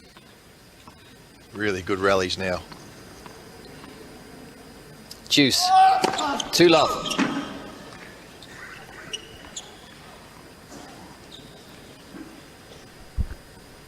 Djokovic with that first serve towards the commentary box here. Court level on the Rod Laver Arena. Our eyes are virtually level with the net tape as we watch Djokovic at the far end hitting a forehand and now a backhand to the backhand of Tommy Paul.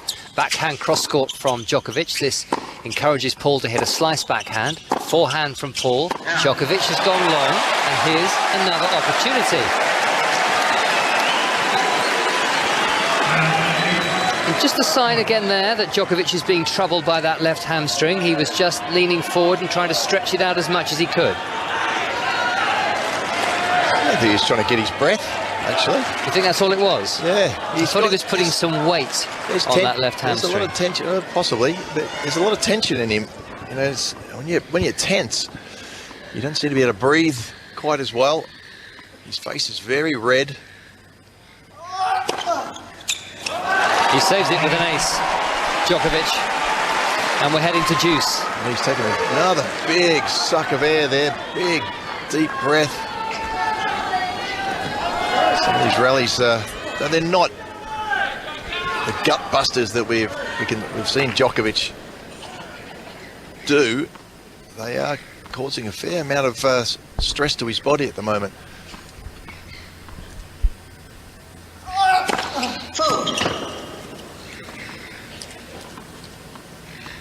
Two love juice, 5 Sports Extra. The final tennis breakfast, but we do have both finals for you on 5 Live from 8:30 on Saturday and Sunday morning. That will also be available on BBC Sounds. Slice backhand from Paul into the tape. Oh, that's annoying. There's a makeable backhand slice there. He's trying to get it low. It's a good shot to do to Novak. See if he can bring him forward a little bit, but a little too short. He brings his racket up as if he was about to throw it and slam it into the ground. But Tommy Paul 2013 doesn't do that anymore.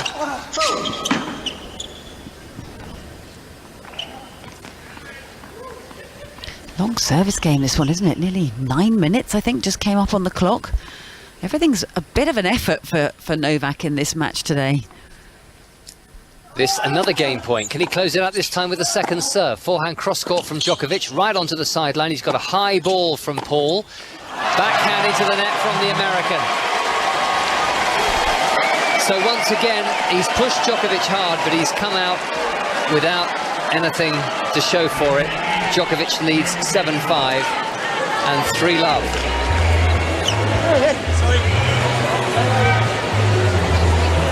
Djokovic wants his bottle, the bottle with the sachet taped to the side of it, and there's going to be a relay system here, passed down from the player's box. I think it was opened as the ball kid ran across the court. It was splashing everywhere. The water? Yeah. I think there's more than water. There's something in there, and obviously an energy drink of some sort. Yeah. Well, it's the sachet that's strapped to the side of the bottle that's interesting, isn't it? It's a bit like when you buy somebody some flowers. Yeah. There's often that little sachet attached to the flowers that you put in the vase to keep them fresh Flower for longer. food. Yes. Simple as that. Maybe it's Novak food. Yeah, but don't you think it's interesting that they don't mix it themselves and then hand him the bottle? There must be something about the electrolytes or whatever's in that sachet that needs to be put in at the last minute to get the benefit out of it. I've no idea, but that's the kind of detail that Novak would go to. Otherwise, why wouldn't they mix it up for him? And he just popped something in his mouth there, didn't he? I think they're in tablet form. In tablet form, yeah. He's got some tablets of some sort attached to that. So I'm assuming it was an energy drink. He's got a big yellow bottle and he's got a small white bottle. And the big yellow bottle, he squirted all over his face. I'm guessing that's not sticky, sweet energy drink. I'm guessing that was water. And it's interesting. He's just looking to his box and he's tapping his lungs, tapping his chest as if I can't get a breath. It's one of those things. He's tense and you feel like just needs to suck in about 4 or 5 really deep breaths to calm himself down and get his body going, but he'll get his second wind in a minute. Yeah, it's so interesting, Pat. I was talking to Casper Ruud's physio and it was the fitness trainer in Turin, and he was saying that you can never underestimate, or you can never really plan for the emotional energy that the player is going to give off. You can prepare your player physically, but with the emotion, and I think we've seen a lot of emotion. I think all these stress levels, he's human, he's going after trying to equal Nadal potentially, and I think we're just seeing a whole accumulation of all of that, and that is taking its toll on him. So that's why he's feeling more tired, feeling like his lungs aren't really there. It's just all the stress levels inside him. Forehand into the net there from Tommy Paul. He is serving. Unforced error that. 5-7. Love 3 down. And this now a second serve. It's hit onto the backhand of Djokovic, and another error from Paul, who's dumped a regulation backhand into the net. I think he's trying to give Novak Djokovic a 4-game head start again, like he did in the first set. Don't know if he'll get away with it this time round. Well, he needs a bit of help from Riley Opelka, the American player, who he says has basically been his coach this week, sending him scouting reports from the US, where he's currently recovering from hip and ankle problems. I imagine those messages are fairly direct, knowing Riley Opelka. Love 3, love 30, second serve Paul. Backhand Djokovic down the line, Paul cross court with a forehand. Djokovic down the line. Backhand from Djokovic down the line. This is a brilliant point he's putting together. Great defence from Paul, and well done to him because he's turned that around. He gave Djokovic just a little bit too much to do. The forehand cross-court wide, and the 3 break points have been averted. 15-30. A terrific squash shot to get him back into the play. Skidded across low over the net, coming at an angle. Novak deciding to go back across court, but couldn't quite get the pace and the spin to pull it back down into court. 15-30. Paul hammers a forehand down the line. Novak Djokovic is not getting to that. That was like a lumberjack, wasn't it? It's sort of going after a clump of wood, just bringing down the hammer on that one. Really wristy shot, stamps authority on it, leant in on it. Here's a forehand. Hit by Tommy Paul. It's gone long. His break point down again. Yeah, it's so interesting, isn't it? Other than the odd really good point from Paul, really the match is on Novak's racket. Paul hasn't really played the level that he would like to. Novak gifted him a return into that first set, which is unforced error after unforced error. But now Paul has to play a bit better. His unforced errors aren't coming as freely from Novak. Love 3, 30-40. Break point Djokovic, forehand return. Paul with a forehand, which is on the baseline. And Djokovic has missed cue 1 and won the point by landing it on the sideline. And Tommy Paul covers his face briefly because he's dumped a forehand into the net. And Djokovic leads the second set by 4 games to love. Yeah, a lot of unforced errors in that game from Paul. This set hasn't been a good set for him. And Novak's just sitting down And the sponsor's hoarding there and getting the towel, wiping himself down. He's in a comfortable position, but certainly not comfortable within himself, the way that he's played this match. And it's, you know, you have to be thinking, you know, knowing that Tsitsipas is in the final and him playing very, very good tennis. Novak must be thinking to himself, gee, I better start improving. Yeah, he indicated when he sat down across to his camp with a hand indication of dipping down. And I wonder whether that's the energy levels, but he's certainly breathing quite high up in his chest and looks quite stressed still, I think. I don't think he's looked comfortable at all. He's won the first point as Tommy Paul misses his forehand service return. If you looked at the scoreboard, if you just walked in, or you may have just joined us here on BBC Sounds, 7-5, 4-love to Novak Djokovic. Looks fairly routine for him against the world number 35, but it's been anything but in many ways. Good serving here takes him to 30-love. Not that we feel he's in any trouble, although from 5-1 to 5-all in the first set, there were definitely a few questions being asked, and Djokovic answered them fairly emphatically in those last two games to win the set. It means he's won 6 games in a row now, and he's closing in on a 7th with an ace, which Tommy Paul does not move for at all.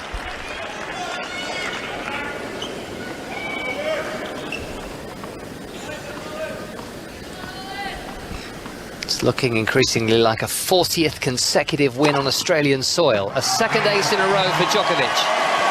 5-love. Who's going to be the first person to beat him in Australia, and when will it happen? Well, in this form, it'll be Tsitsipas. You know, he definitely needs to. And look, we've got to take into consideration that there's so much talk about his hamstring, and in some ways that can relieve a little pressure. Go, well, you know, I've got the hamstring injury, you know, and it's a little bit of an excuse. And a legitimate excuse. You know, I'm not saying it's not real. A legitimate excuse just to relieve a bit of the expectation. Now he's through to the semi-final and expected to win. There is no excuses. There's, you know, it's only, you can't say, oh, my hamstring's hurting anymore, and oh, you know, will he get through a tough match or whatever. So, you know, he's expecting to be in great form, and then he has got no stress release. I mean, relievers, I suppose. And we often hear Rafa talking about in press conferences, don't we? Oh, this isn't going great, or that isn't going great, or yeah, my foot's giving me problem, whatever. And he comes out and just runs like, you know, like a maniac. So, you know, sometimes it is quite good to have an excuse in your back pocket. But there's no real excuse now. And Novak's played a tense sort of match, and not being able to breathe is a true sign that you know, the expectations are enormous. And he said, I really want to do well here. I really want to do well. So more so than maybe any tournament that he's played, other than perhaps going for the Grand Slam at the US Open, one match away, where he played, you know, very, very poorly, didn't he, against Medvedev. You know, and even started bursting into tears. This is probably the most stress that he's had, expectation that he's had on himself. And it's affecting him. Tommy Paul is serving to keep this second set alive. He trails love 5, a second serve, and now a forehand cross-court from Paul. Djokovic's forehand cross-court hits the tape. Nice piece of adjustment from Paul as he hits the forehand down the line, and now a backhand down the line. Lovely couple of shots, and he wins the first point on serve.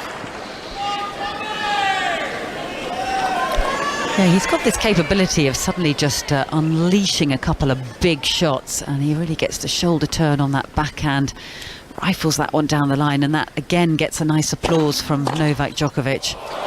Beautiful backhand winner from Djokovic, taking the serve on and just steering that down the line. 3 points away from a bagel, a 6-love set that would take him to within 1 set of a 10th Australian Open final. Backhand return from Djokovic, just the wrong side of the baseline. 9 wins out of 9 in Australian Open semi-finals. The only men to have taken him to 5 sets in that time. Andy Murray in that famous semi-final of 2012 that lasted over 5 hours, and then the final that Djokovic won against Rafa Nadal lasted nearly 6, just 48 hours later. Backhand cross-court by Djokovic, and what a winner down the line from Tommy Paul on the backhand. That's a shot of the match, that one. Stop the highlights reel now. We have seen all we need to. That was something else. Novak laying into that backhand across court, and Tommy Paul just stretching out, flicking his wrist at it, and just going down the line. A slice shot to perfection. As Novak was creeping forward to saying, oh, this is going to be a nice floaty, easy ball put away for me. It was zipped down the line. 40-15, not in the mood for a bagel, but he may still have to digest one, because Djokovic has hit a nice forehand down the line winner again from the serve, and it's 40-30 Tommy Paul. Game point. Love 5 down in the second set. The other man to take Novak Djokovic to 5 sets was Stan Wawrinka in the semi-final of 2015. I'm referring just here to the semi-final matches he's played at the Australian Open. Remember Djokovic winning the final set 6-love on that occasion. Backhand cross-court by Tommy Paul. His forehand cross-court is too good for Djokovic. And he's on the board in the second set, with Djokovic now leading by 5 games to 1. Annabelle. Yeah, well, at least he's kind of stopped the rot here, Tommy Paul, and put himself in that same position that was in the first set, where he was down 5-1. Can he possibly do the unthinkable and come back from this deficit once more? I would imagine not, and that Novak's going to galvanise his thoughts together a little bit better than he did when he was trying to serve out that opening set. But yeah, I think Djokovic has calmed down a little bit in the last 5 minutes or so. He looks in a better place emotionally. But like you, I do love the fact it's 5-1 again. Long odds, I would think, on history repeating itself.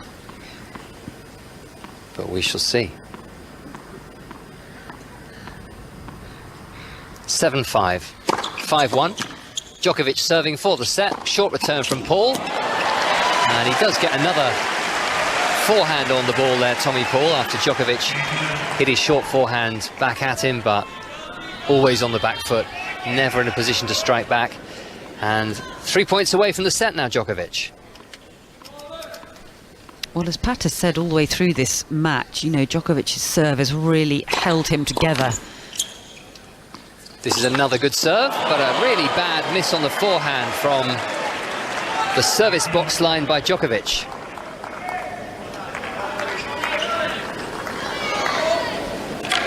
Well, that's extraordinary, because what a good serve, and normally that's bread and butter for Novak Djokovic, but again, just snatching at that ball, clipping the net, and then he's stretching out his neck, trying not to react to it, and we can see Goran just slapping his thigh after that miss. Lovely forehand winner there by Djokovic. It's toing and froing, isn't it, his level? I feel like everyone who's a fan of Novak Djokovic will be watching this match behind a pillow. They'll be on tenterhooks, because it's not an easy watch for them, is it?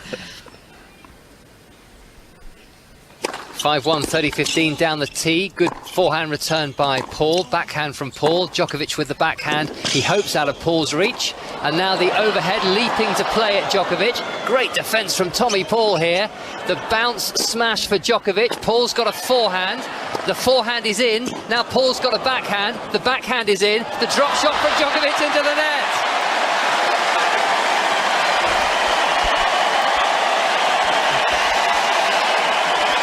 Fabulous from Tommy Paul. Enjoying that moment as well here in the Rod Laver Arena. Just shaking out his racket above his head, and the crowd responding. Yeah, a couple of opportunities there for Novak to finish that off. High drive volley, almost a smash. They're quite awkward, but then a smash. And the drop shot, which actually Tommy Paul would have got to, even if it dribbled over. 5-1, 30 all.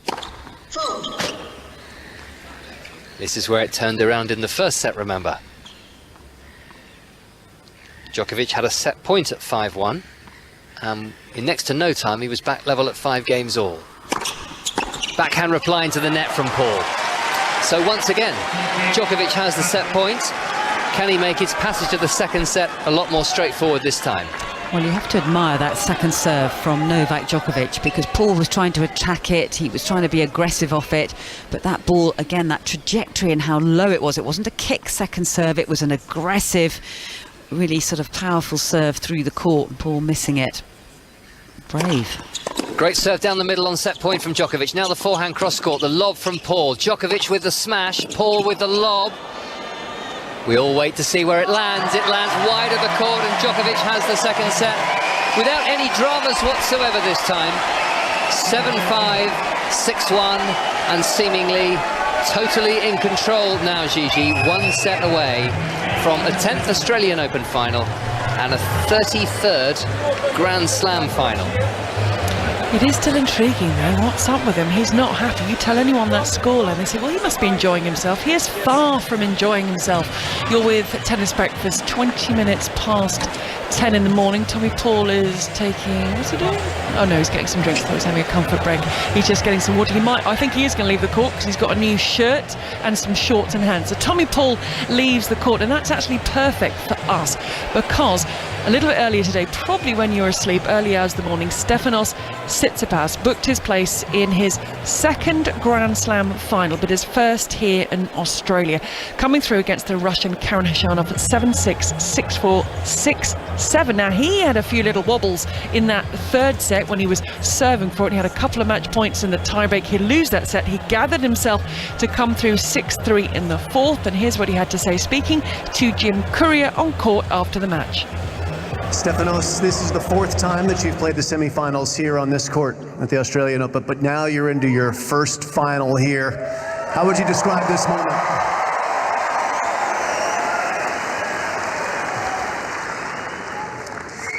I first watched Marcos do it a couple of years ago.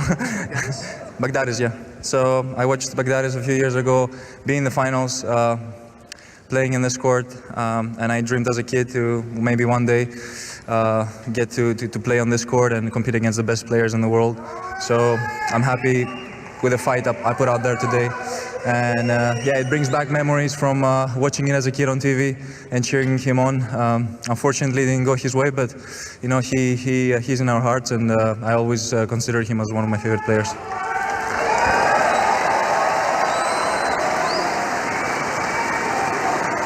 I noticed you looking around, you were soaking up the atmosphere, you're feeling the crowd, and it must be an amazing moment for you now to finally joining Marcus from Cyprus. Now you're in there as well. He's here, thank God. He's here. He's here, yeah, somewhere. Look, I feel blessed. I feel blessed for the fact that I'm able to play tennis at this level. I've been wanting for many years now to put Greek tennis on the map, and me and Maria have done an incredible job, I think. I know it probably doesn't mean as much for Australians because they've been always producing players, and you know, they've always had their fair share of high top players, but you know, coming from a small country like Greece, I'm so grateful that I get support like this.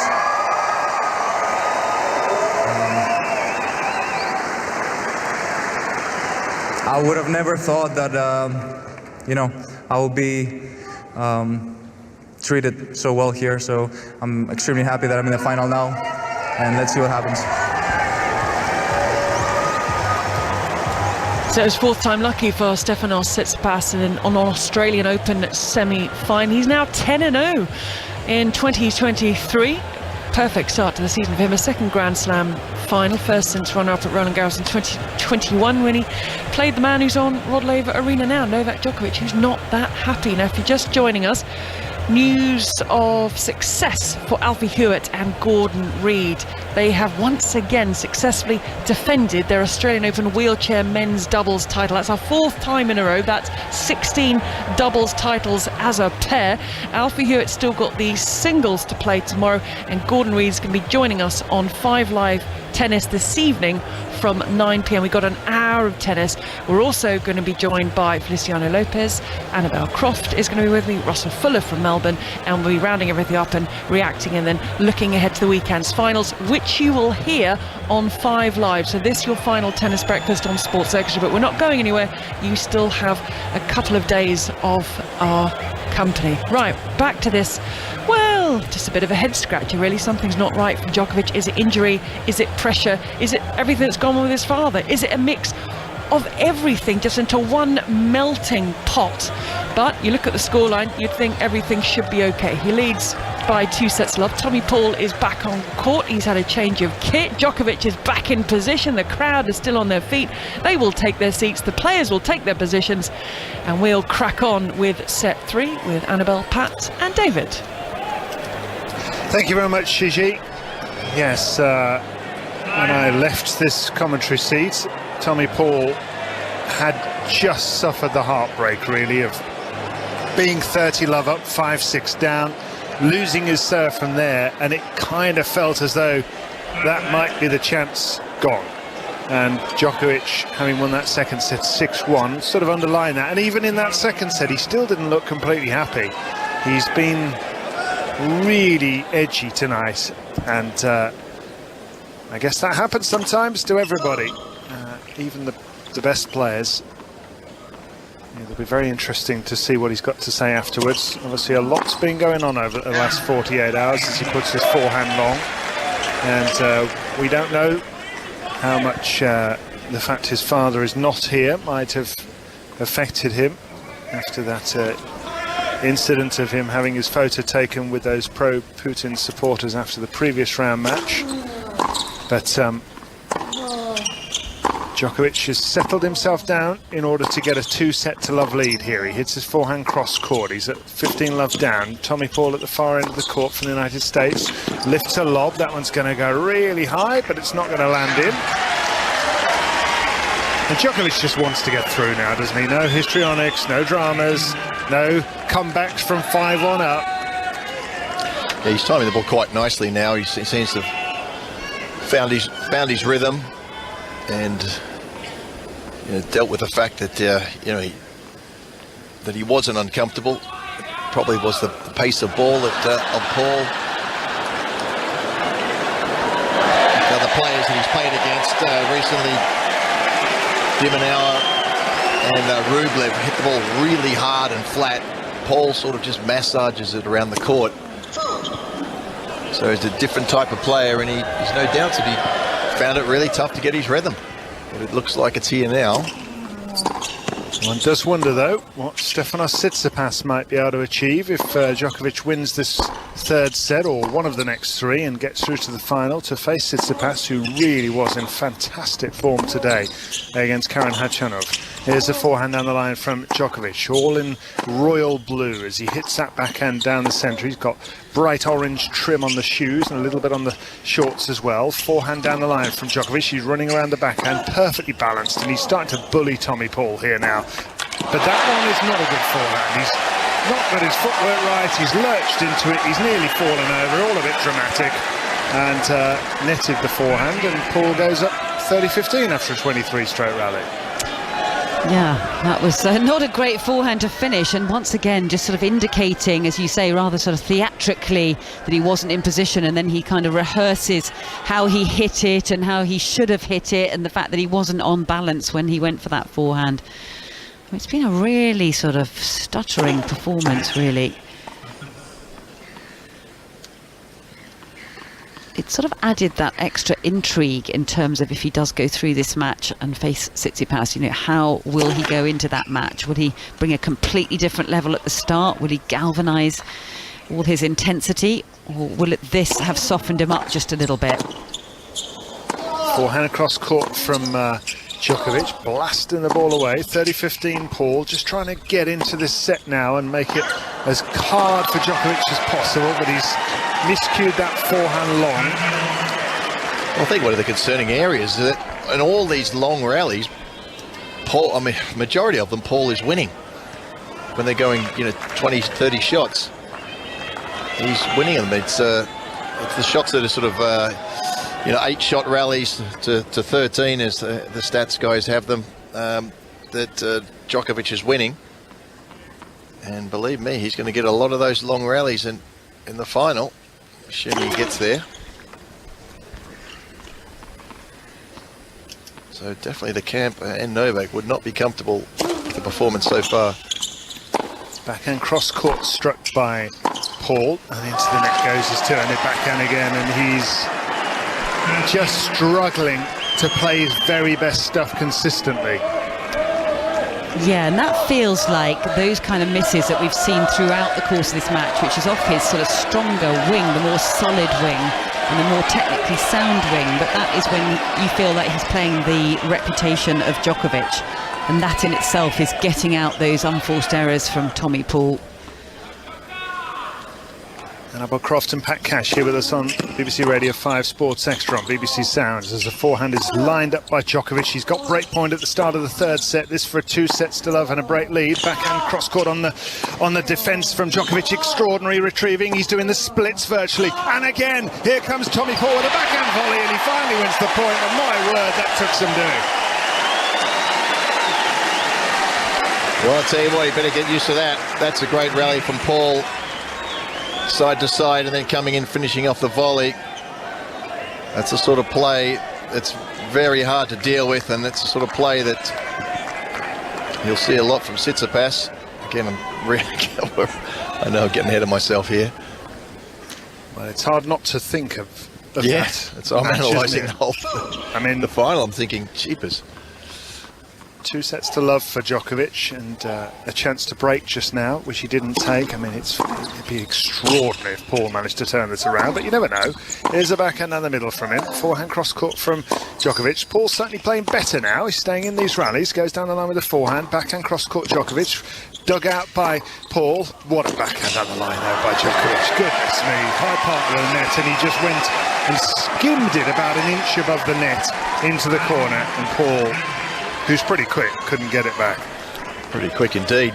Yeah, Novak's parking himself, only a couple of feet behind the baseline there, dictating the play, and that's the position I think he's better at. And look, also the fact that the players, you know, through the Grand Slam, even though it's a Grand Slam, you're still doing your agility exercise, you're still doing your sprints, you're still doing all that sort of stuff. And of course, Novak would not be able to do that with a hamstring issue.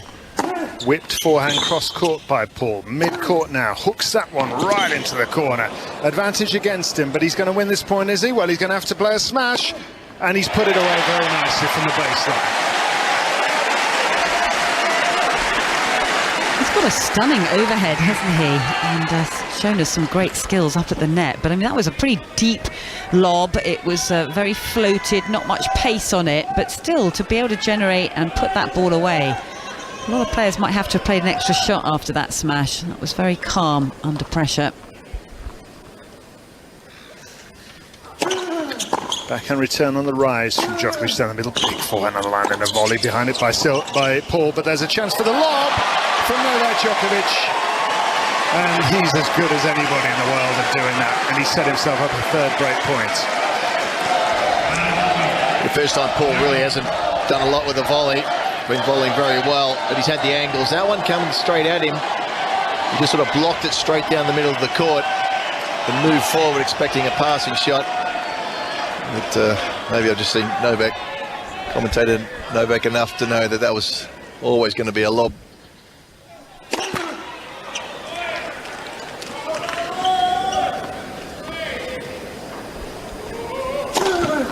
Forehand crashed back at Tommy Paul with a massive forehand by Djokovic to break. He leads by 2-sets-to-love. He leads by a break of serve, and I'm pretty sure that the gentleman over to our right on the very front row standing up and shouting very loudly is the same guy who was wearing a Z symbol on his shirt a couple of nights ago. He's not wearing that now. He's got a white t-shirt on, which doesn't appear to have that on it. But I'm a little bit surprised that they've let that guy back in. Somebody collapsed. Here's Djokovic leaving. Now what's Djokovic doing here? He's having a word with the crowd. I think somebody might not be very, very well in the crowd, perhaps. There's certainly a bit of a commotion up to our right, not exactly sure what. Djokovic looking up there a little bit concerned. It's the Novak fans are up there, whether somebody has infiltrated in there and has just gone a little too far. Don't know what's going on up there. They've been vocal, but they've been very respectful. Novak's fans. Yep. 7-5, 6-1, 1-love for Djokovic. And it should be a direct walk straight across. There's no change of ends, but no sit down, because it's the first game of the set. There's definitely a commotion, but in the crowd, but it seems to have calmed down. Whether somebody's been security have taken away, or what, I don't know. Can't quite see it from where we're sitting.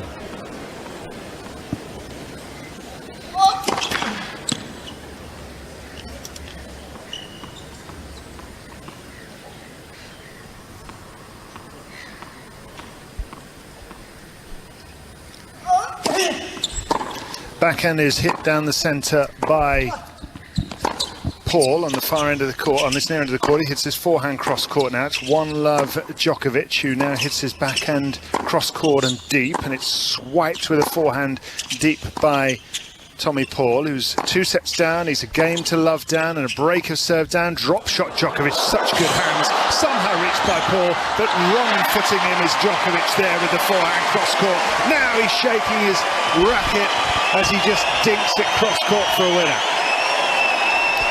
Yeah, it feels like there was real determination to win a point with his drop shot, isn't there? Because he's missed or hit a couple of howling drop shots, but going for it once more, this time a lot more skimming of the net, much more feel on the racket face, ends up winning the point.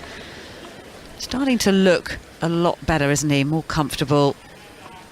Yeah. Much more calm. Forehand return is long from Paul. What was incredible is that was just about a perfect drop shot, and Tommy Paul got to it. That's how quick he is. Couldn't do much with it, but he got it back and made Novak hit another shot there, and another good serve. Gets him to 30-love.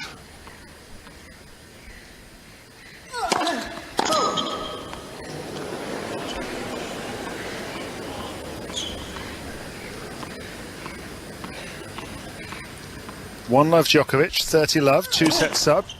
Serves out onto the sideline. That's a bit of a concern. The second serve, when he really goes for a big one, it's just barely skimming the net and seeing quite a few double faults into the net. Backhand blocked back down the centre by Paul, and now a drop shot again from Djokovic. He's hitting those to perfection now, and he's just toying with Tommy Paul. A backhand passing shot volley. And I mean, Tommy Paul is a quick player, but those are 2 of the best drop shots you'll ever see. Yeah, 2 in a row, because he hasn't used it much. A couple of them have been, as Annabelle said, howlers, and then now 2 in almost consecutive points. Good surprise tactic. And they were hit to perfection and followed it up with a nice volley into the open court. It's almost like he's unlocked the key to what's going to be quite a good tactic against Tommy Paul. But I guess it's also an indication of how comfortable he's feeling, the fact that he's going for that tactic. 1-love, 40-love. Djokovic starting to relax now. Open his shoulders, blasts a forehand down the centre. Then on the stretch, he hits a forehand. This time that one goes long, but the combination of the delicate drop shots and now the bullet-like forehands and backhands, there's a confidence about Djokovic starting to return, I think, now. Yeah, and the most... Yeah, go on, Pat. Sorry, I was just saying, still not 100% accurate on some of these forehands. I mean, that was a put-away forehand. Normally he hits it within a couple of inches, 3 inches of the sideline. That was 2 or 3 feet away from where he really wanted to hit it. At least, maybe 4 feet. He sort of just right under the Paul forehand. Anyway. Yeah, I agree with you. I think it's not perfect, isn't it? I think the most important thing for Djokovic is that he comes off this court with confidence and that he feels like he's playing his best tennis to be able to go into such a huge match for him.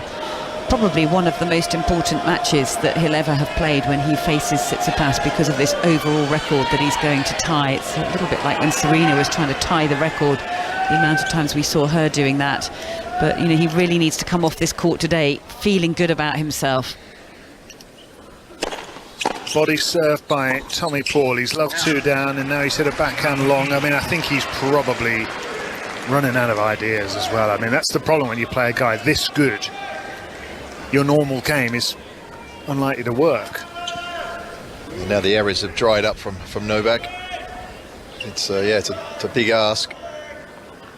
He's been pretty good on the rallies, the long rallies, Paul.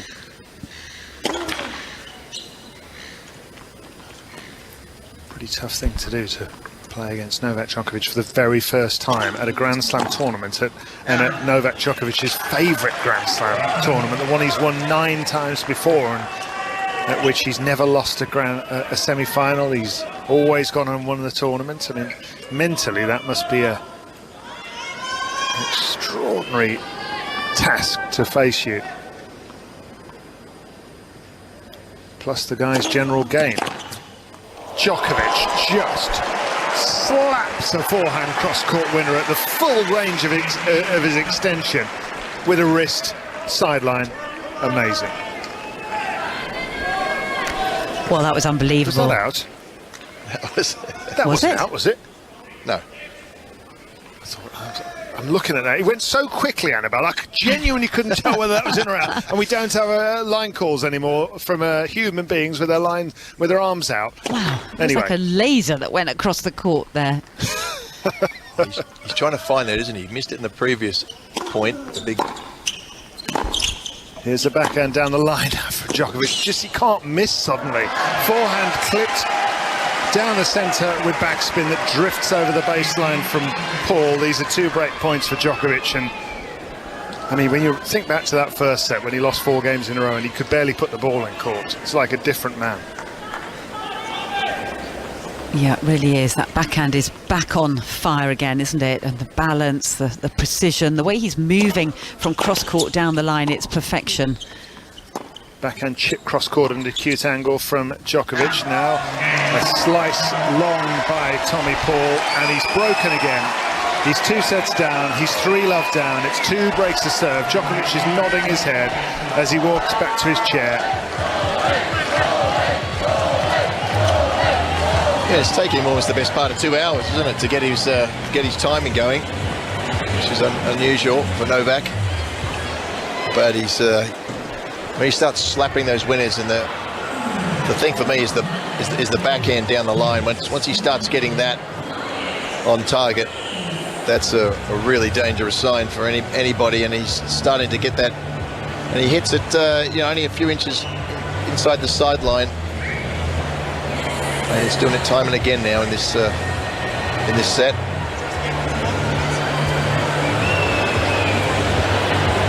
Yeah, I think everybody in the stadium, even including Tommy Paul now, knows what's likely to happen from here. And people standing up, having a look around, having a chat, and probably waiting for the inevitable. 7-5, 6-1, 3 love for Djokovic. And he's just reminding us how good he is in that last game. The couple of drop shots, the forehand return on the stretch, laser-like cross-court, then that backhand down the line. I mean, he's showing us the full repertoire now. Yeah, as I said, it's taken almost a couple of hours, but he's finally got to the situation where he wants to. And a lot of the time, a lot of this match has been, he's sort of kept himself in some games just by his good serving. You would never have said that about Novak Djokovic a while ago, would you? His serving is actually keeping him in the match. I'm just watching as the man I referenced earlier is, I think, being led out, or at least spoken to by security. Now, he was pictured a couple of nights ago. Took off his white t-shirt to reveal a black t-shirt with the Z symbol on it, and he's managed to get back in the stadium, and he's sitting on the front row in the white t-shirt. No idea if he's got a t-shirt on beneath it. But anyway, he's now been flanked by a security guard and another official who are having a chat with him. He's been allowed to sit back down, but personally, I'm absolutely flabbergasted that he's back in the stadium. I really am. Oh, that's a wonky ball toss from Djokovic. He's got to tidy that up.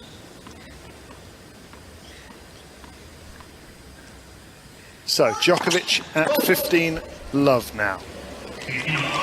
Double fault.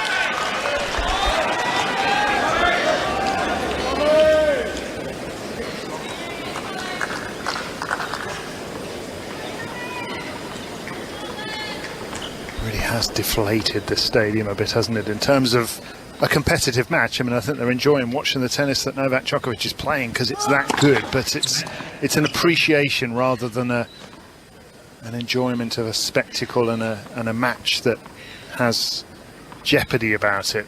It doesn't really have any jeopardy, it doesn't feel at the moment. 7-5, 6-1, 3-love Novak Djokovic. Stefanos Tsitsipas waiting in the final, and 30-15 Djokovic as that return doesn't come back. Yeah, Tommy Paul seems to have lost all kind of belief in his game. He's kind of gone into his shell, he's gone a bit quieter. And I think, as you said, running out of ideas what to do tactically in this match. And of course the energy has gone a bit flat in the fans as well.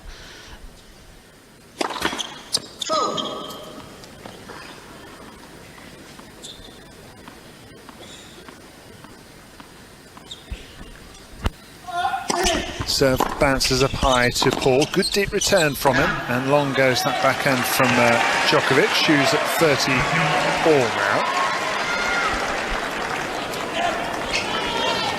Yeah, decent return.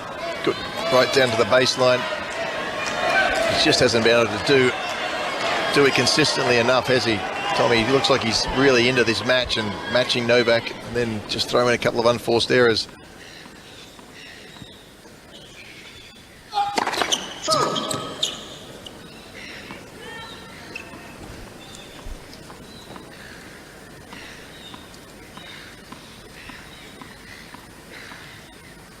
Seven, 5, 6, 1, 3-love, 30 all. Here's a forehand return down the middle from Paul. He's trying his heart out. That's all he can do. He's clipping that forehand with loft this time, bending it down inside the baseline. Forehand down the middle from Djokovic. Sits up for Paul to attack, and he's really going for it.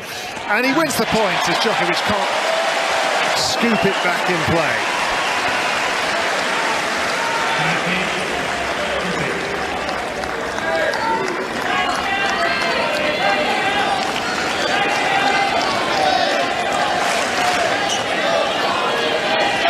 There's a little wild-eyed stare from Novak Djokovic, and he's demanding something once again. I'm not sure whether it's from the ball kid or whether he's yelling at his team again, but suddenly got something more to think about here.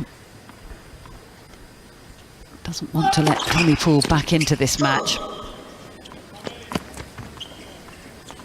So one break back point here for Paul, still jumping around on his toes here. 2 sets and 3-love behind.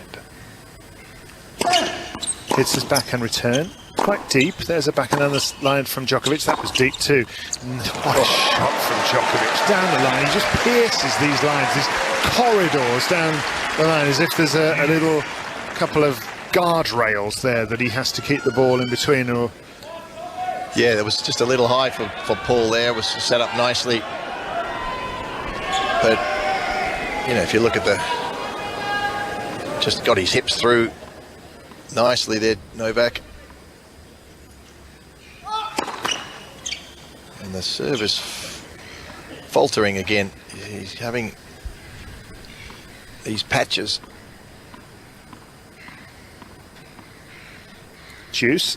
Djokovic serves down the centre, bounces up high at Paul, who gets it back. Now he's going to go down the line with his two-hander. Forehand leisurely struck by Djokovic, and that's an unforced error on the forehand by Paul. That's long.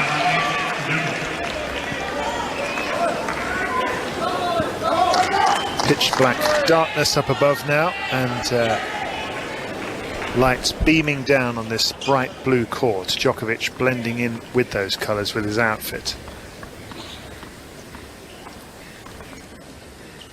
Plants a blue shoe with bright orange trim just behind the white baseline, and the ball bounces up high, goes long with the backhand return. Djokovic takes a 4-love lead. all fairly comfortable. Yeah, clever serve there. Novak took a bit of pace off it and just decided to get a bit of height over the net. He's been hitting the net time and time again in the last couple of games, not getting quite getting the ball toss, deciding to take a little bit of pace off it, get a bit of height, almost like a three-quarter serve, super fast second serve, I suppose you want to call it, and it really did the trick.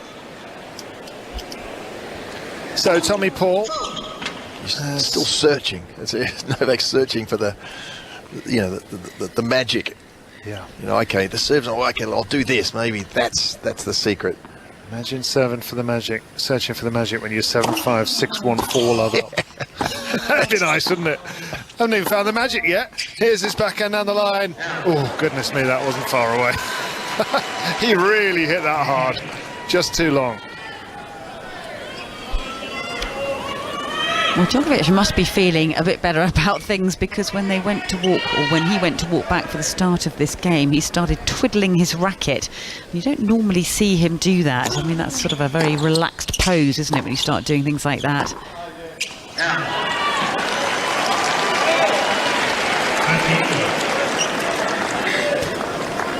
Just as we said, how good his backhand down the line was starting to come. He's just missed 2 in a row. Well, it's been that sort of day for him, hasn't it? Yeah, hasn't it? It's strange. Forehand return down the line. What a shot from Djokovic. He's running around to just pat the ball over the nets.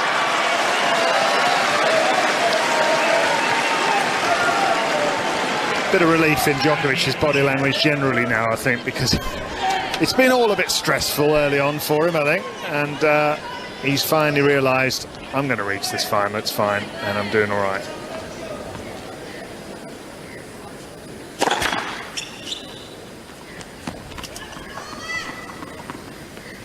25-year-old Tommy Paul of the United States serves out wide. Djokovic tries to go for a clean winner. I don't think he's too interested in long rallies at the moment. Djokovic just wants to get through this as quickly as possible. Yeah, he's just looking for that everything to start clicking. Can walk off this match going, oh yeah, felt really good at the end there, but it's still not coming. It was a good body serve from Paul, very clever. Big Paul served down the centre, then a backhand down the middle, just to get himself on the board in the third set, but he's not going to do it with that shot. That's drifted long. Big backhand on the line from Djokovic, drew the error. Well, that was a good correction backhand up the line from Novak Djokovic, wasn't it? Again, very calmly played, really redirecting that ball, and like a laser going into that line. I think his camp look a bit calmer now as well, Goran Ivanisevic. He was looking very stressed early on.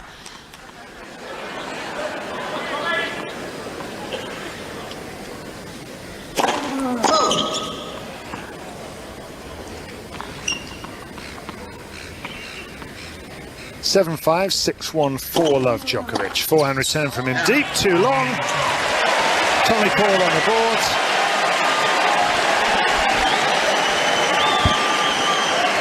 And so, indeed, we are going to have the gentleman on the front row escorted out, I think. He's getting a cuddle from the security guy who's going, come on, buddy, off you go. Don't want any trouble. He's getting his jacket, and he's going to be out of here. So, I'll hope that they won't. No, he's just been moved on the second row. Okay, maybe he was just in the wrong seat. I don't know what's going on tonight.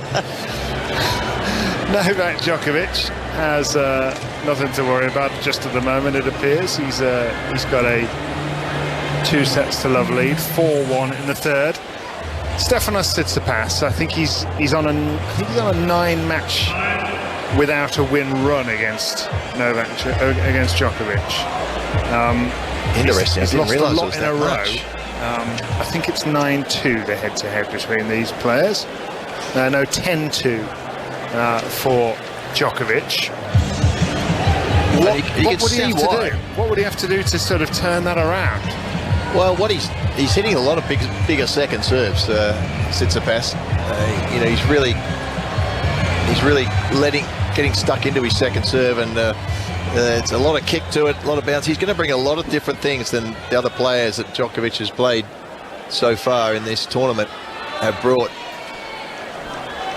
And his ability to be able to hit a very good slice backhand, very, very powerful forehand. As powerful as Rublev's forehand is, of course, I think he had a stuffing taken out of him a bit from his previous round. And there's something going on right behind Tommy Paul in the crowd, and Novak's saying, should we play on or not? Maybe somebody getting into their seat. Maybe it's Ken Rosewall there, I don't know. Backhand blocked back down the middle by Paul, and returning back on the line. What a strike that is from Djokovic. He's so perfectly poised as he hits those shots, and then a forehand cross-court from him, and suddenly all that loss of balance, Annabelle, that we saw at various stages of the first set, that's just old news, isn't it? Yeah, that's long gone. And you know, Pat was talking about how he loads up onto his legs, and occasionally in this match he was too sort of bended low off the backhand side, but that time you could see how he loaded up on the forehand side and just stayed perfectly balanced. Really good forehand. He kind of hooks it, and it really travels away with a lot of weight attached to it, away from Tommy Paul. Yeah, he's definitely homing in on the finish line here. Yeah, big serve gets him to 4-1, 30 love, and that it has been 9 wins in a row for Djokovic over Tsitsipas. There's some scar damage there, scar tissue. Tsitsipas won 2 of their first 3 meetings, and then he hasn't won one since 2019 now. But they had 2 fabulous matches at Roland Garros, which is probably Tsitsipas's favourite service and probably Djokovic's least successful one, even though he's won it, as he hits his backhand cross court right into the corner, the postage stamp between the baseline and the sideline.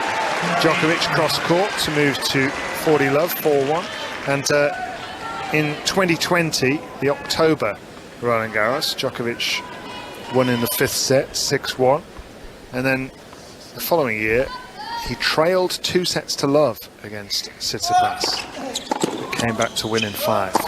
Forehand cross court from Djokovic, mid-court forehand cross court again from Djokovic, and he's just completely wrong-footed Tommy Paul there, who looks like he might have been a little bit impeded with his movement just as he got wrong-footed, and it's 5-1.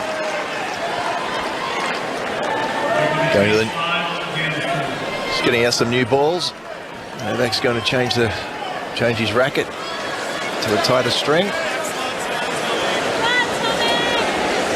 I don't know if you've noticed, Pat, he has a very distinct way of putting his racket in the bag when he goes over there. He sort of does it one way, where he puts the racket in the bag, and then he spins the racket in the bag and pulls the grip of the racket back the other way. But he does it every single time, so I don't know whether that's a superstitious thing. But he goes about his business in a very methodical way, but I've noticed it the whole tournament. Every player I've known, I've worked with, have always wanted their rackets, the logo on the right way. So if the racket's upside down, they don't like it at all. Backhand cross court from Paul is out, and he's at love 15. Yeah, I always used to like to play with the certain strings facing a certain way, so I didn't like to twiddle my racket. I always wanted the forehand on one side of the strings and the backhand on the other. I don't know if you were the same, or did it not make any difference to you? No, I wasn't quite so fussy, but my sponsor at the time wanted their logo to be facing up. I constantly drew it upside down. I didn't pay any attention to it. Forehand off the back foot from Paul. He's just getting pushed back by the length of the shot so many times. Then Djokovic goes for an absolute jackpot of a shot on the forehand and goes way long. Oh my goodness, that almost hit the back fence, didn't it? That was extraordinary miss. Where was he aiming for that? Oh, he's going for a big flat winner, just mistimed it. Paul with an ace out wide for 30-15. Nice new balls, skidding through the court.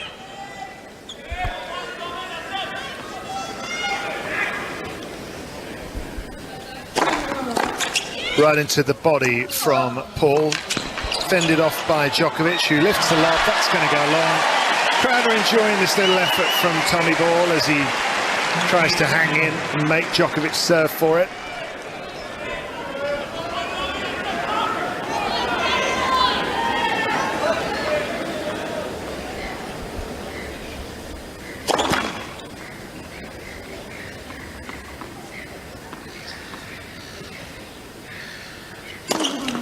Forehand return, clean winner down the line by Djokovic.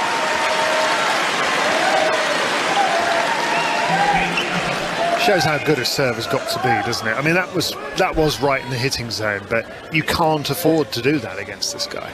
No, I think he's probably trying to go for the body serve, which has worked from time to time pretty well on the second serve, but that one was just right, just didn't quite get the spot, straight onto the forehand. This one is slightly miscued on the forehand return. There's Djokovic on the run. He scooped it back. Now he's got a lob that he lifts. Going to bounce for Paul, who's been good overhead tonight, and he finds the corner again, and he wins the point again. Holds onto his serve, gets the second game in the set. Yeah, I got to say, I'm a little bit concerned with Novak's moving. He's not moving as well as he normally does. There's two occasions there where in the past we've seen him get those shots very easily. One time out to the back end then he was really stretched, and normally he gets over there and does something with it, is able to turn extreme defense into a good shot deep, or even put some power on that when he can barely reach it. But that time just sort of floated the ball up into a lob. And same the other side.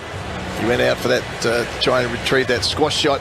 Just didn't quite get there, and you know, he's bound to be a little bit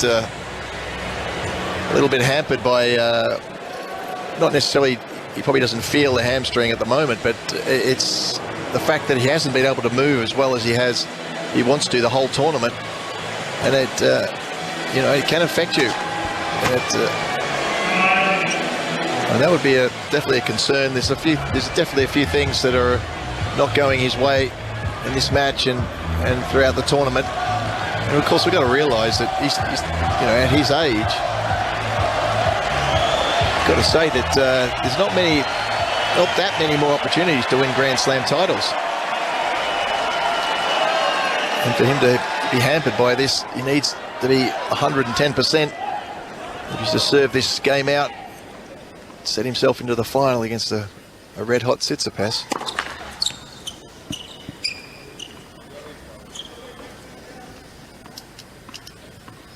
Novak Djokovic serving for a place in his 10th Australian Open final.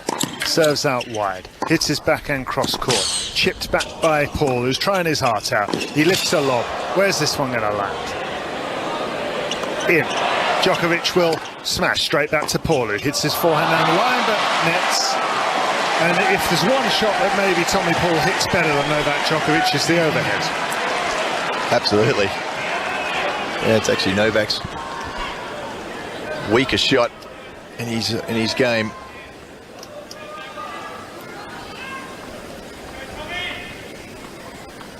It didn't hit that one up particularly hard either, but it's good enough.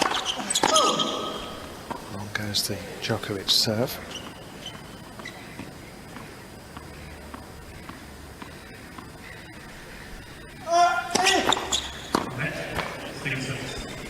Clips the top of the net, that serve. That ball toss a bit too far to the right again. You can't get the full extension if the ball's a little bit too far to the right.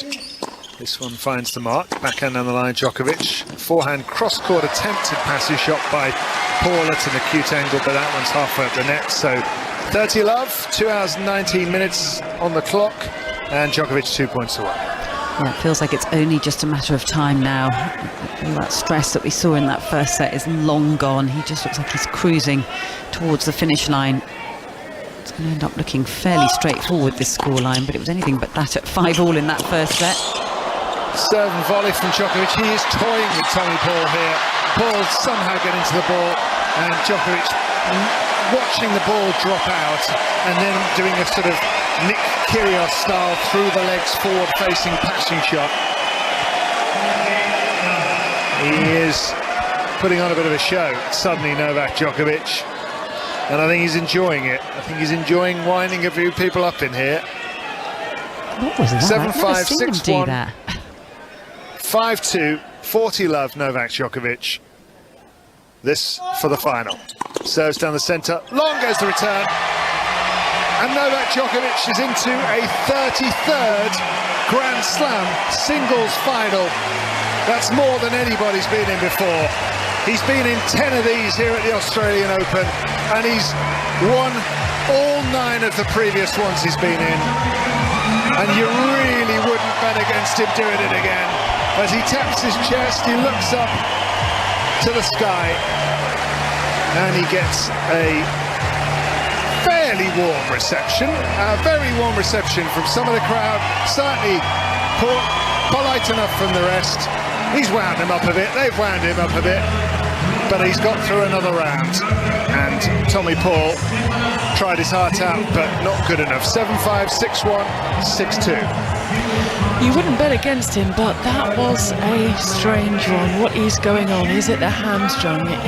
Is it the events elsewhere? Is it the pressure of everything? As Tommy Paul receives a really good ovation as the American made his breakthrough here in terms of Grand Slams, reaching the semi-final. Applauds the crowd. He makes his way off. He can take so much from these couple of weeks at Melbourne Park, and onwards and upwards from the American, who takes his ranking from 35 when he entered to 19 in the live rankings. Very shortly we're going to hear from Novak Djokovic, but Annabelle, it is a worry if, as Pat was saying, he was slightly concerned about the movement or lack of movement at times from Djokovic in certain areas. I saw the same as Pat, that when he's really pushed really defensively, and that's normally one of the most extraordinary skills he possesses, you know, he almost is doing the splits, and we call him Mr. Bendy, and the ability to just get those balls back into play. Yes, there were a few, but there's just a few moments in the match today where he's not fully committing to it, and you can understand why. He does not want to tweak it, and certainly doesn't want to tweak it ahead of such a big match, but it feels like it's